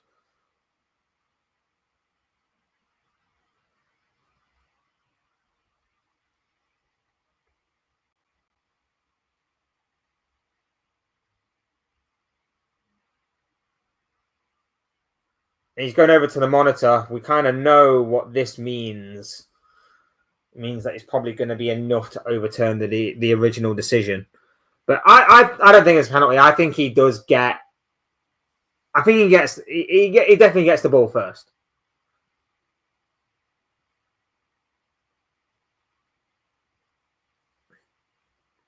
I say finally in a World. Oh, sorry, I read that one. I want to see England win against Serbia, so Albania go playoffs at least in Europe side of World Cup. Can Italy? World Cup. Italy are in the playoffs. Norway win their group. Win the group. It's definitely heating up the qualifiers. So there's that aspect, but I kind of tune out of them, to be honest. This past international break, especially. They are really checking this. What are they checking for exactly? I don't understand. Like, he gets the ball. It's an awkward challenge. Don't get me wrong, it is an awkward challenge, but the foot makes contact with the ball first. Unless they look, does the knee maybe check? I don't know.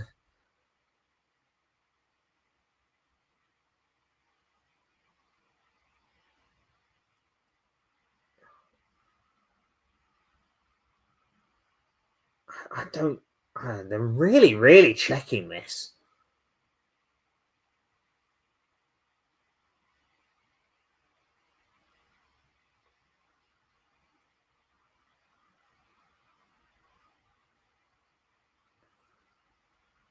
Really, really checking this. Jesus Christ, you must have watched it about 100 times already.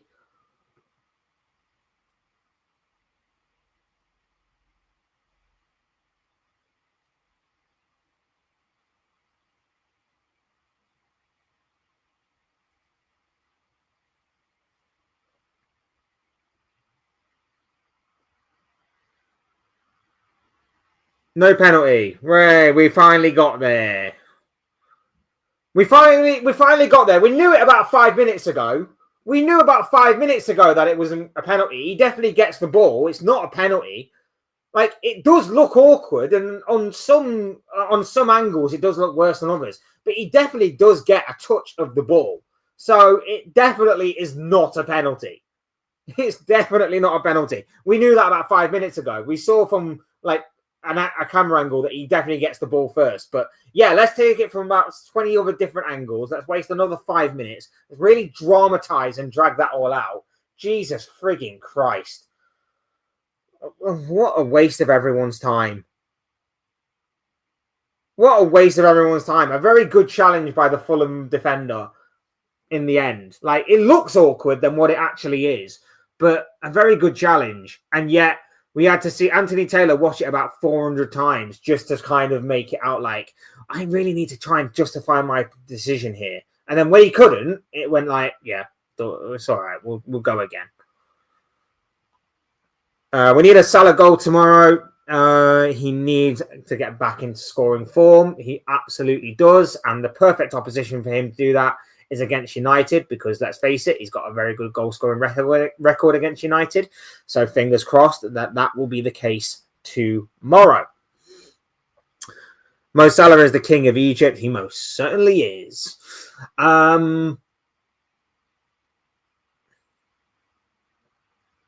Salah being incredible since 2017. I think even before that, he was incredible, but he definitely reached new heights when he obviously joined Liverpool.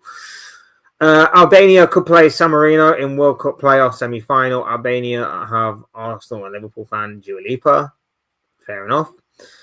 Can you sing One Kiss is All It Takes from Dua Lipa? Again, my lawyer, because I'm so good at doing it, my lawyer has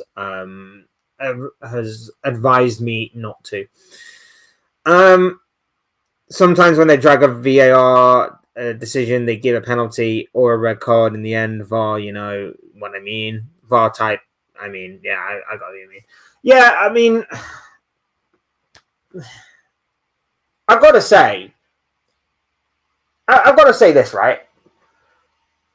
When Gyökeres went down earlier on in the game, that looked more of a penalty than what the Kevin foul was. That looked more of a penalty than what the Kevin foul was. And they barely even checked that one. They barely checked that one. But yet, they actually went ahead and went, we need to show this from 400 different angles at about 50 different speeds. And we need to put it all in like a fancy slideshow where they have like 4 different pictures and different angles. I don't understand why they went to town on it completely. It makes no sense to me. They went to town on that decision so much. And it was like, why? There's no need. There is no need to go to that length. I don't see you doing that with other VAR decisions. Other VAR decisions you look at and you go, right, it's unclear. But rather than spend about 10 minutes looking at it from a different angle or a different speed, I'm just going to go with whatever this coin toss does. Heads, I give it. Tails, I don't. Oh, look at that. It's heads. Like, madness, bro. Madness.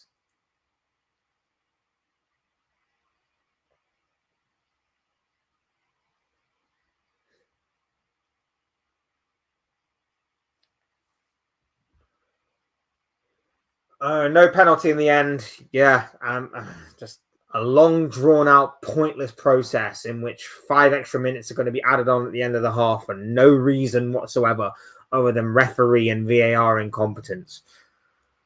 In your YouTube video, I saw they won't hire. I said they won't hire an English manager, so it will be interesting if they do end up hiring Sean Dyche. Well, it seems to be that the front runners right now are Sean Dyche and Roberto Mancini. So it's going to be interesting to see if obviously one of those two does take it or whether there is a third party in the running.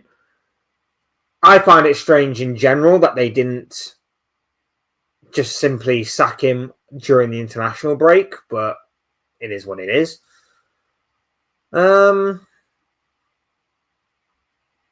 Yeah, it is what it is. It is what it is.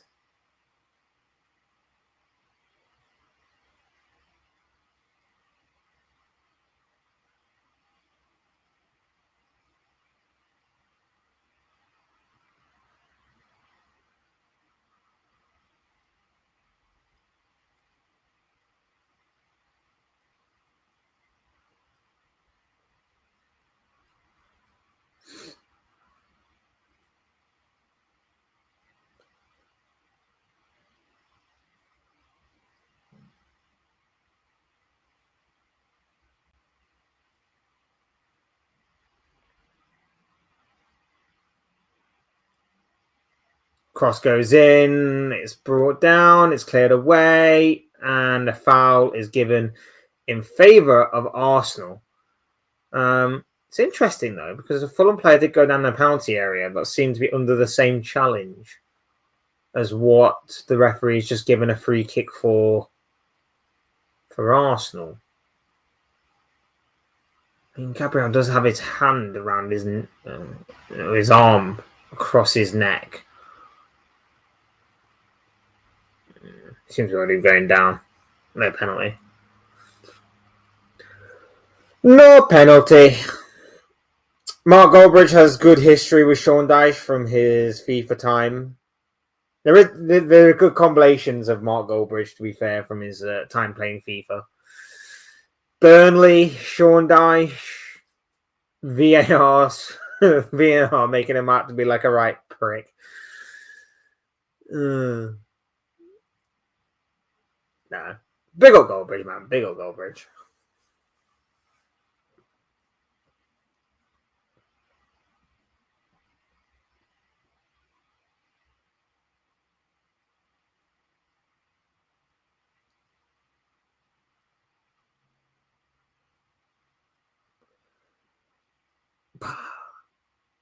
Just under 15 minutes to play until we hit 90 minutes. Still 1-0 to Arsenal. Leandro Trossard's goal is the thing that separates the two clubs right now.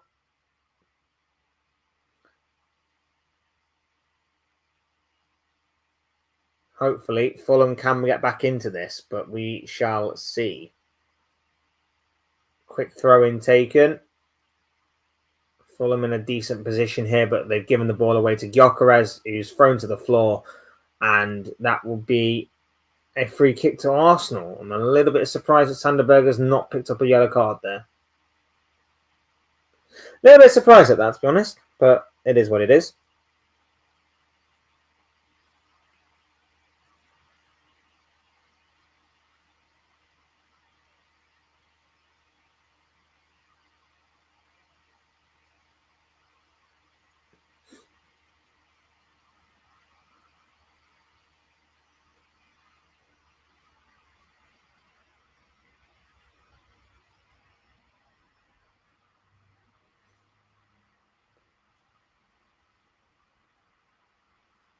Michael Olise's just made it 2-0 to Bayern. For anybody interested in the big Bundesliga game of today.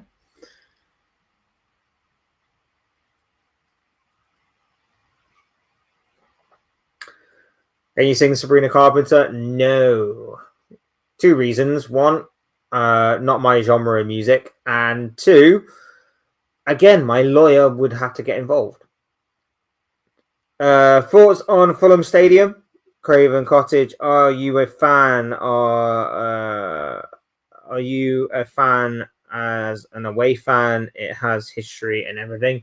Seems a good stadium. I've never been, but it seems a good stadium. Got a lot of heritage and history there. Obviously, they are making improvements to it. It seems by the day, by the year.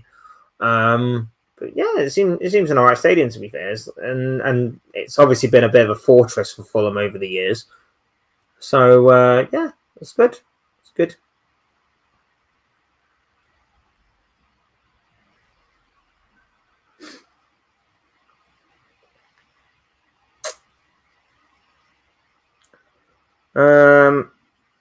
Do you think Arsenal will redevelop the Emirates and play in Wembley Stadium for a season or two? Only a rumor for now.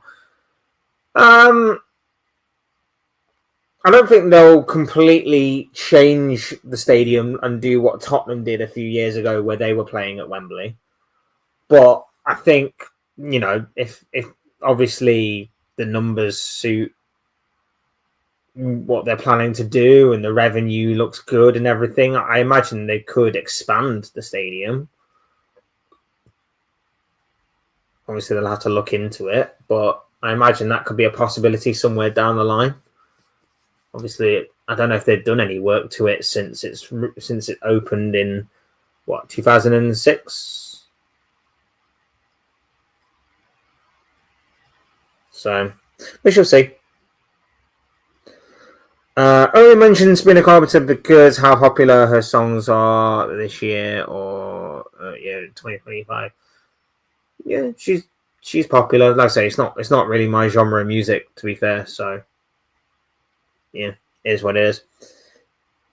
Andrew Robertson helped Scotland with matches in World Cup qualifying. They will definitely be in the top 2 places. They will be in the playoffs at the very least, and worst case scenario. Could we see England versus Scotland in the World Cup as Gyökeres is through on goal and he balloons it into Rosette? What are you playing at, you absolute muppet? It's a nice little dink ball over the top, and it's the bouncing ball that causes confusion between the defenders. Gyökeres just bundling his way through and just fires over. He just fires over. It's a nice ball from Trossard. But it's just Gyökeres just could not get it on target whatsoever. Could we see England versus Scotland in the World Cup? We could. We've seen England versus Wales in the World Cup. I'm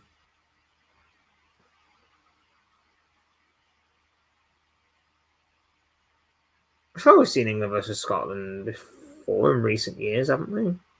Or was that the Euros? Might have been the Euros. Or it was the World Cup in Saudi. I can't remember. I swear it was recent in a big tournament, one of the Euros or World Cup. I'm sure of it. I could be wrong though. Have you been Scotland or Wales? Have Wrexham owners invited you yet?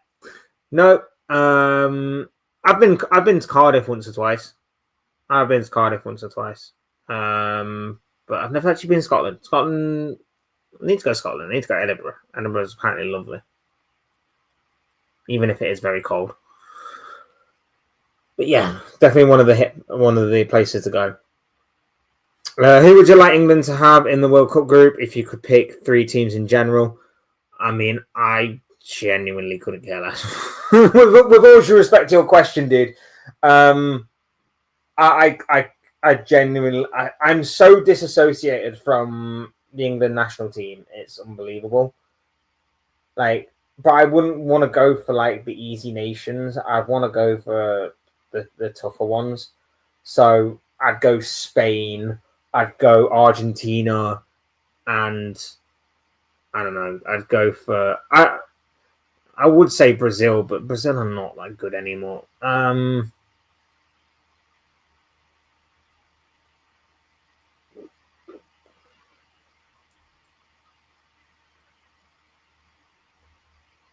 Oh, there's Timber, lovely take. Chips the ball in, overhead kick, it's blocked. And it was cleared, but it's blocked again and gone out for a corner. Martinelli, unhappy there, is wanting a foul. Or something. He's claiming handball. I don't think it was. No.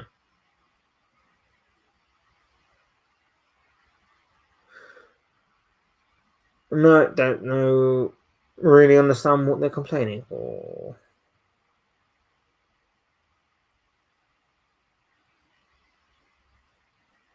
Well, they're having a look. Oh, they're having a look on the foul on Gyökeres. He does get wrestled to the ground a little bit there. I don't know. Them ones are weird. Them ones are very weird. I can see why it would be given. I can see why it wouldn't be given. One of them ones.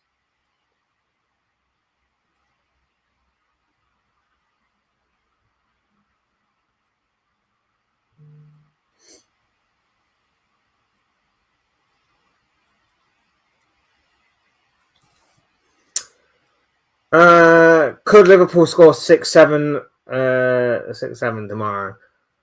I'm too old. I don't understand what that 6-7 meme is. It's so weird. Another 7-0 though. I'd take that. Took me this long to say 6-7. Yeah, Scotland, England was Wembley goalless draw in the Euros. Yeah, I thought it was a major tournament. I can't remember which one. But yeah, I thought it was.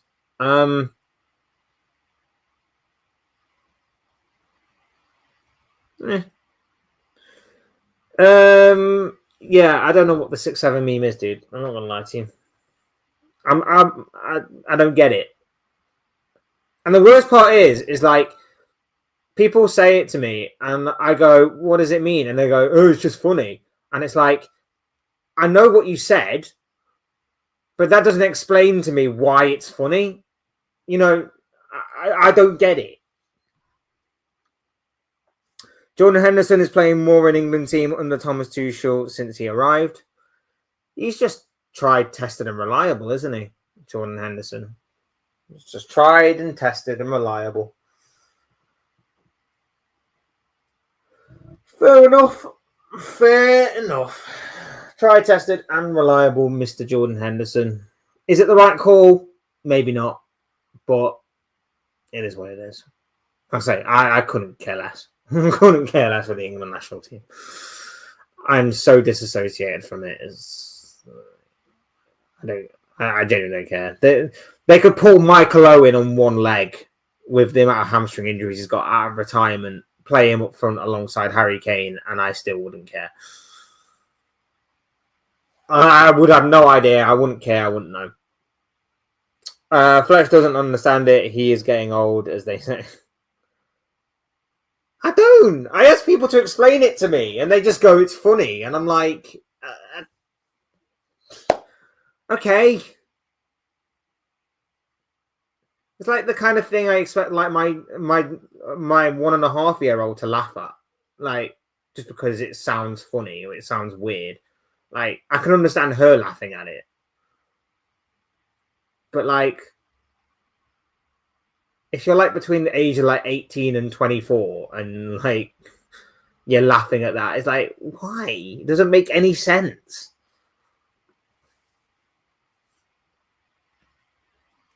Three minutes of normal time to go. We're hitting the 90th minute here. Arsenal still leading by 1-0. Leandro Trossard with the only goal of the game so far. Gotta say, it's looking good for my 1-0 prediction. Why don't I put money on it? Bukayo Saka's been my man of the match for me.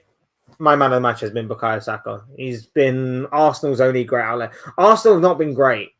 Overall, Arsenal have not been great, but you know, these are the types of games again that we knew it was going to be difficult. You knew it was going to be awkward. But if they can see this game out in however long remains, like it's a massive win. It's a massive win for Arsenal in a game and a ground that that aren't exactly too kind to Arsenal, shall we say.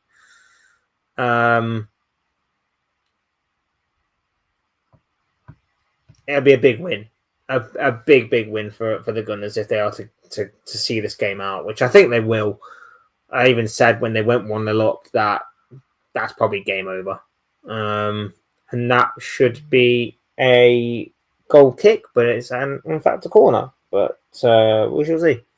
So another corner for Arsenal then. The set piece Kings taking their time with this one, as they usually do. I don't know what I'm saying with this one. They always take their time with it. They take about 10 minutes to set up.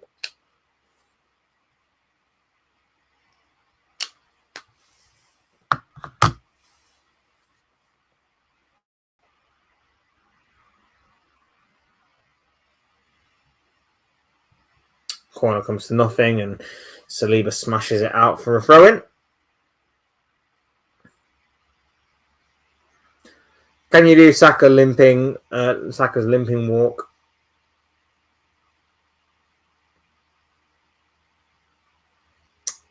No.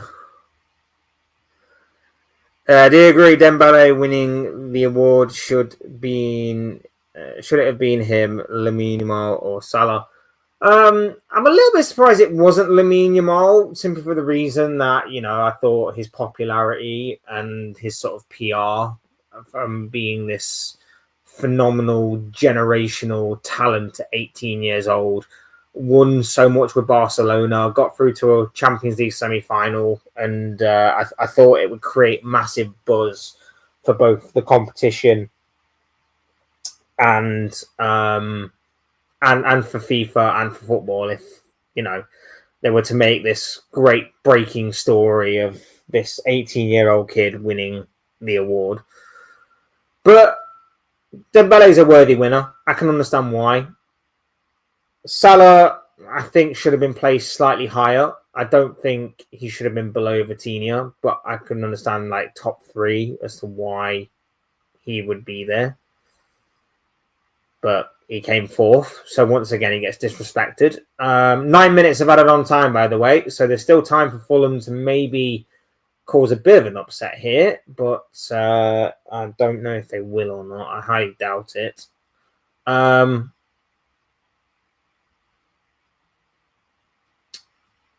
Virgil van Dijk being as low as what he was. The rankings for the Ballon d'Or were somewhat crazy in certain spots. Even Harry Kane being as low as what he was, I feel was slightly disrespectful for what has been an incredible season from him. But yeah, these things, again, I don't take too much care and attention from things like the Ballon d'Or and awards like that, because I think at the end of the day, it's mainly about your PR and your popularity amongst certain journalists.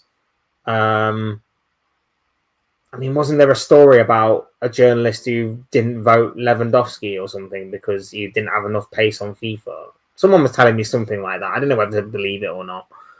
But that, I wouldn't put it, basically what I'm saying is, I wouldn't put it past journalists to have that kind of stupid agenda against players as to why they, friggin' hell, Adama Traore, you useless prick. As to why they didn't vote for certain players. But yeah, like I say, it is what it is. It is what it is. 2 minutes of 9 down. Arsenal are seemingly home and dry here. Annoying, yes. Frustrating, yes.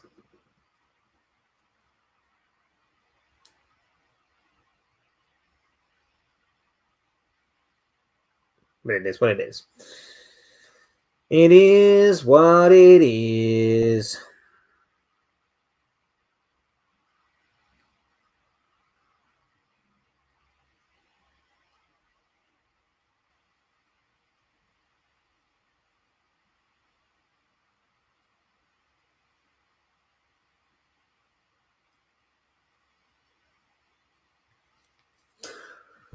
I think the only thing to come out of this game good for me is that David Raya and Gabriel got me clean sheet points, and Gabriel also got me an assist, so that's okay as well. But I'm still annoyed. Because I could have got more. I'm on 50 points right now, and if I'd have put Mateta in, and if I'd have kept him in like I should have done, I could have had more. I'm so annoyed. Why did I not keep Mateta? Why did I transfer him out? What is wrong with me? I overthink it. I did a slot. I overthought it.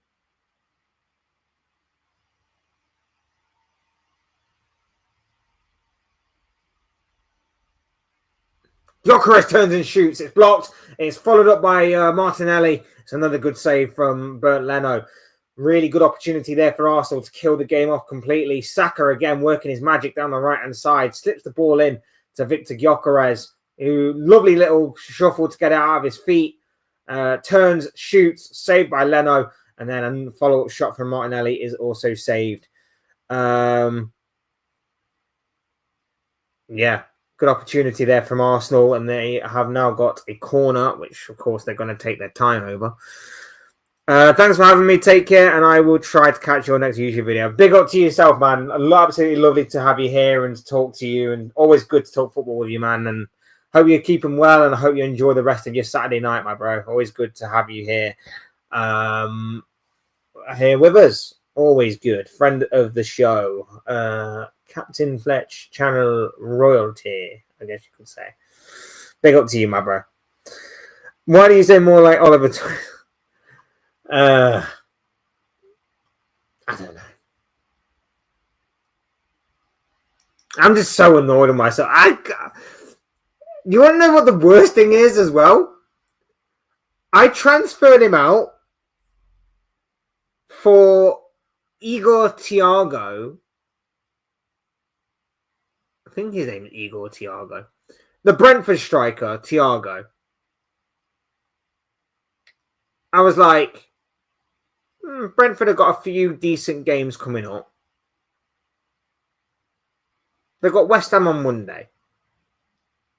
Palace have got Bournemouth. I wasn't expecting Bournemouth to concede 3 goals and for that one player to get all 3 goals. So I'll just transfer him out.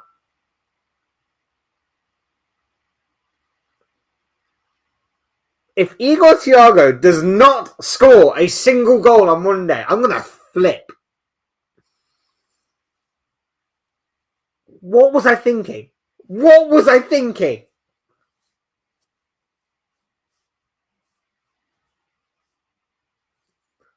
Ugh.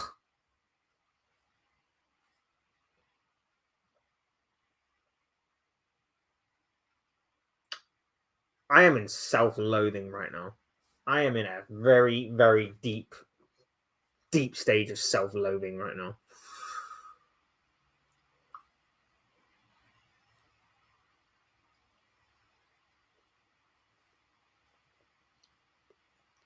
And yes, Kevin is very a Home Alone reference. Yeah. Kevin!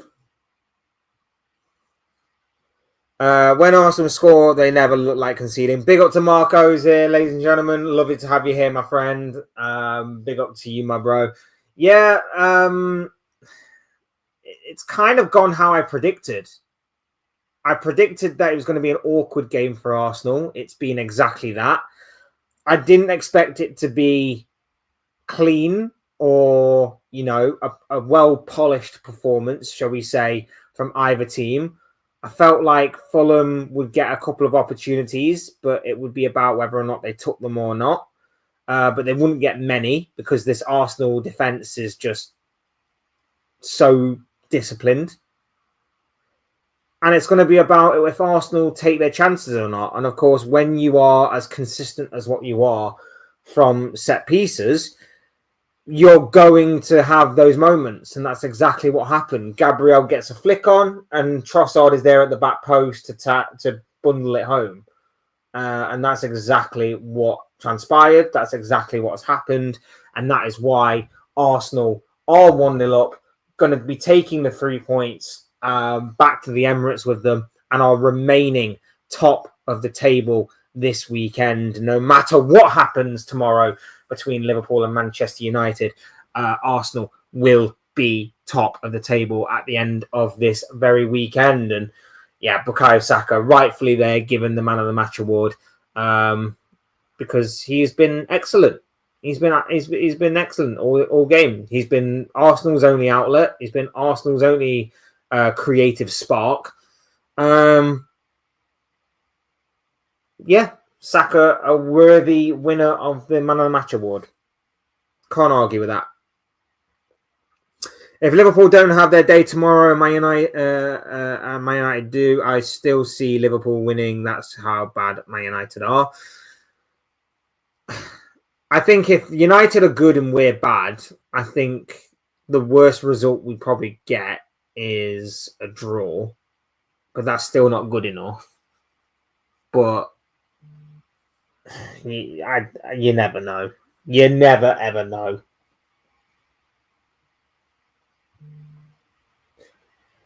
You never know.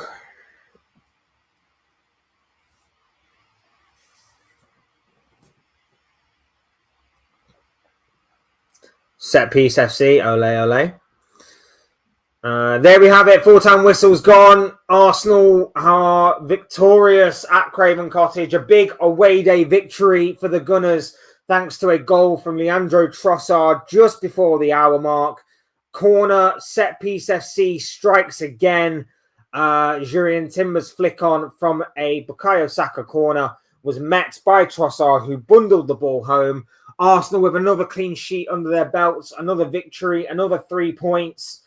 And a big performance from Bukayo Saka, who sparkled down that right wing today. It wasn't the cleanest, it wasn't the most polished of performances by any stretch of the imagination from the Gunners, but it was enough to get the job done. And if we are going to praise the likes of Liverpool for getting wins in the dying embers of the game and for not exactly looking great, but getting the victory nonetheless, then we obviously do need to be fair and honest about it, and we need to obviously praise Arsenal in the same way as well.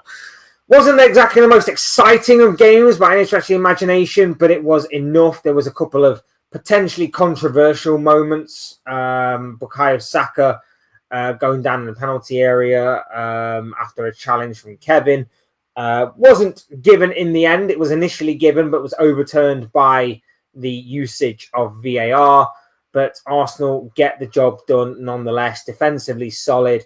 1 or 2 nearly moments for Fulham, but nothing too concerning for David Raya in the Arsenal goal. And Arsenal retake their lead, shall we say, at the top of the table. A big win for the Gunners. Do you think that was a penalty for Saka? No. I really don't, and I don't understand why they took so long in in looking at it. It seemed pretty open and shut to me that was the case, that it was not a penalty, but there you have it. Big Ange was hard done by. I mean, 8 games, come on. It was never going to work out. It was never going to work out, regardless of whether it was 8 games, 8 minutes, whatever it was. It was never, ever going to work out between Ange Postecoglou and Nottingham Forest. That's just the reality of the situation. Guess Marinakis doesn't want to win the Europa League then. I mean, they still could. They've still got an opportunity to do so, you know. Yeah. There's still got an opportunity. Look at how bad Spurs were and how bad Man United were last season in the Premier League, and they still made it to the final of the Europa League, so they've still got an opportunity. Was it not Gabriel's flick on? Yeah, I think I said that, right? It was a flick on from Saka's corner, I think. I can't remember. I feel like I did say it, but if I didn't, I do apologise. 8 games is the fastest sack of a manager ever, not counting interims. Frank de Boer had 4 games. Frank de Boer at Crystal Palace had 4 games. Me and Ballum were on about that earlier. So, Frank de Boer had... Frank de Boer had 4 games, and he didn't even score a single goal in them 4 games. And, was eventually sacked. What's next for Ange? You think... any Prem team would still want him? Nope. Ange would need to go to a league in which he will take over the best team in that league and win.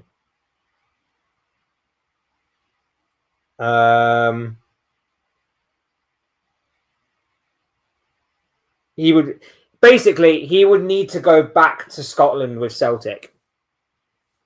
He would need to go back to Celtic in order to succeed. And obviously that's not in England, which is obviously, I know, part of your question, and the Premier League, but I don't think any Premier League club should or would take him. I don't even think they should have took him, or anyone should have took him after Spurs, because again, if you scratch below the surface of what happened at Spurs, you'll know that Europa League triumph aside, he didn't do anything. at Spurs. He had 10 games in which he played some great football, very, very attractive, very easy on the eye. And then he got compared to the likes of Sir Alex Ferguson. And from there, after those 10 games, the blueprint was then created by every other Premier League club. And they went, this is how you beat Tottenham. And he didn't try a single thing to try and rip up that blueprint and go, right, we've been found out here. We need to change things up. That just didn't happen. Instead, what he did was, we are who we are. It's who we are, mate. This is how we're going to play. And it's like, well, you keep getting found out, so you need to change something up. But, yeah, it is what it is. You said Timber Flick. Oh, I do apologise if I said Timber. I meant Gabriel. Gabriel Flickon, Trossard, far post, scores. There we are. That's cleared it up, clarified it, I hope. Marinakis wants Mancini. Yeah, the talk tonight is that it's seemingly between Marinakis. It's sort of between Mancini and Sean Dyche. That is the word tonight coming from Nottingham Forest, is that those are the two leading candidates for the role.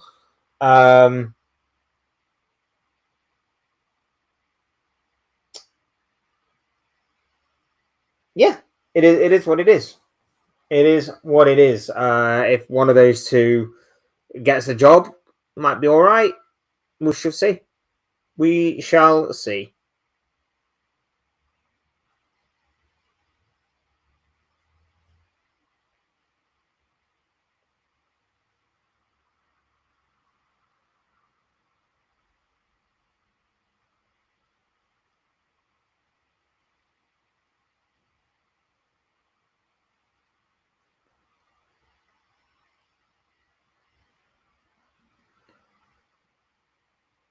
Oh, I'm still annoyed with myself that I didn't put Mateta in. So annoyed. Anyway, there you have it, guys. Thanks, everybody, for tuning in and for taking your time out to watch today's live stream. Big congratulations to Arsenal. Big 1-0 victory away from home in a London derby against Fulham. Commiserations to the home side of Fulham. But a massive win for Arsenal. They retake their spot at the top of the table and obviously claim victory this evening. Thanks, everyone, for joining me. Hit the like button on the way if you haven't already. Subscribe if you are new. Both things will always be very greatly appreciated. And, of course, like I always say, thanks, everybody, like I say, for watching and listening. You guys have been great. Thank you all. And I will see you all again soon in another video or live stream or whatever it may be. Cheers, guys. Thanks, everyone, for watching. Take care. Enjoy the rest of your night. Speak to you all again very, very soon.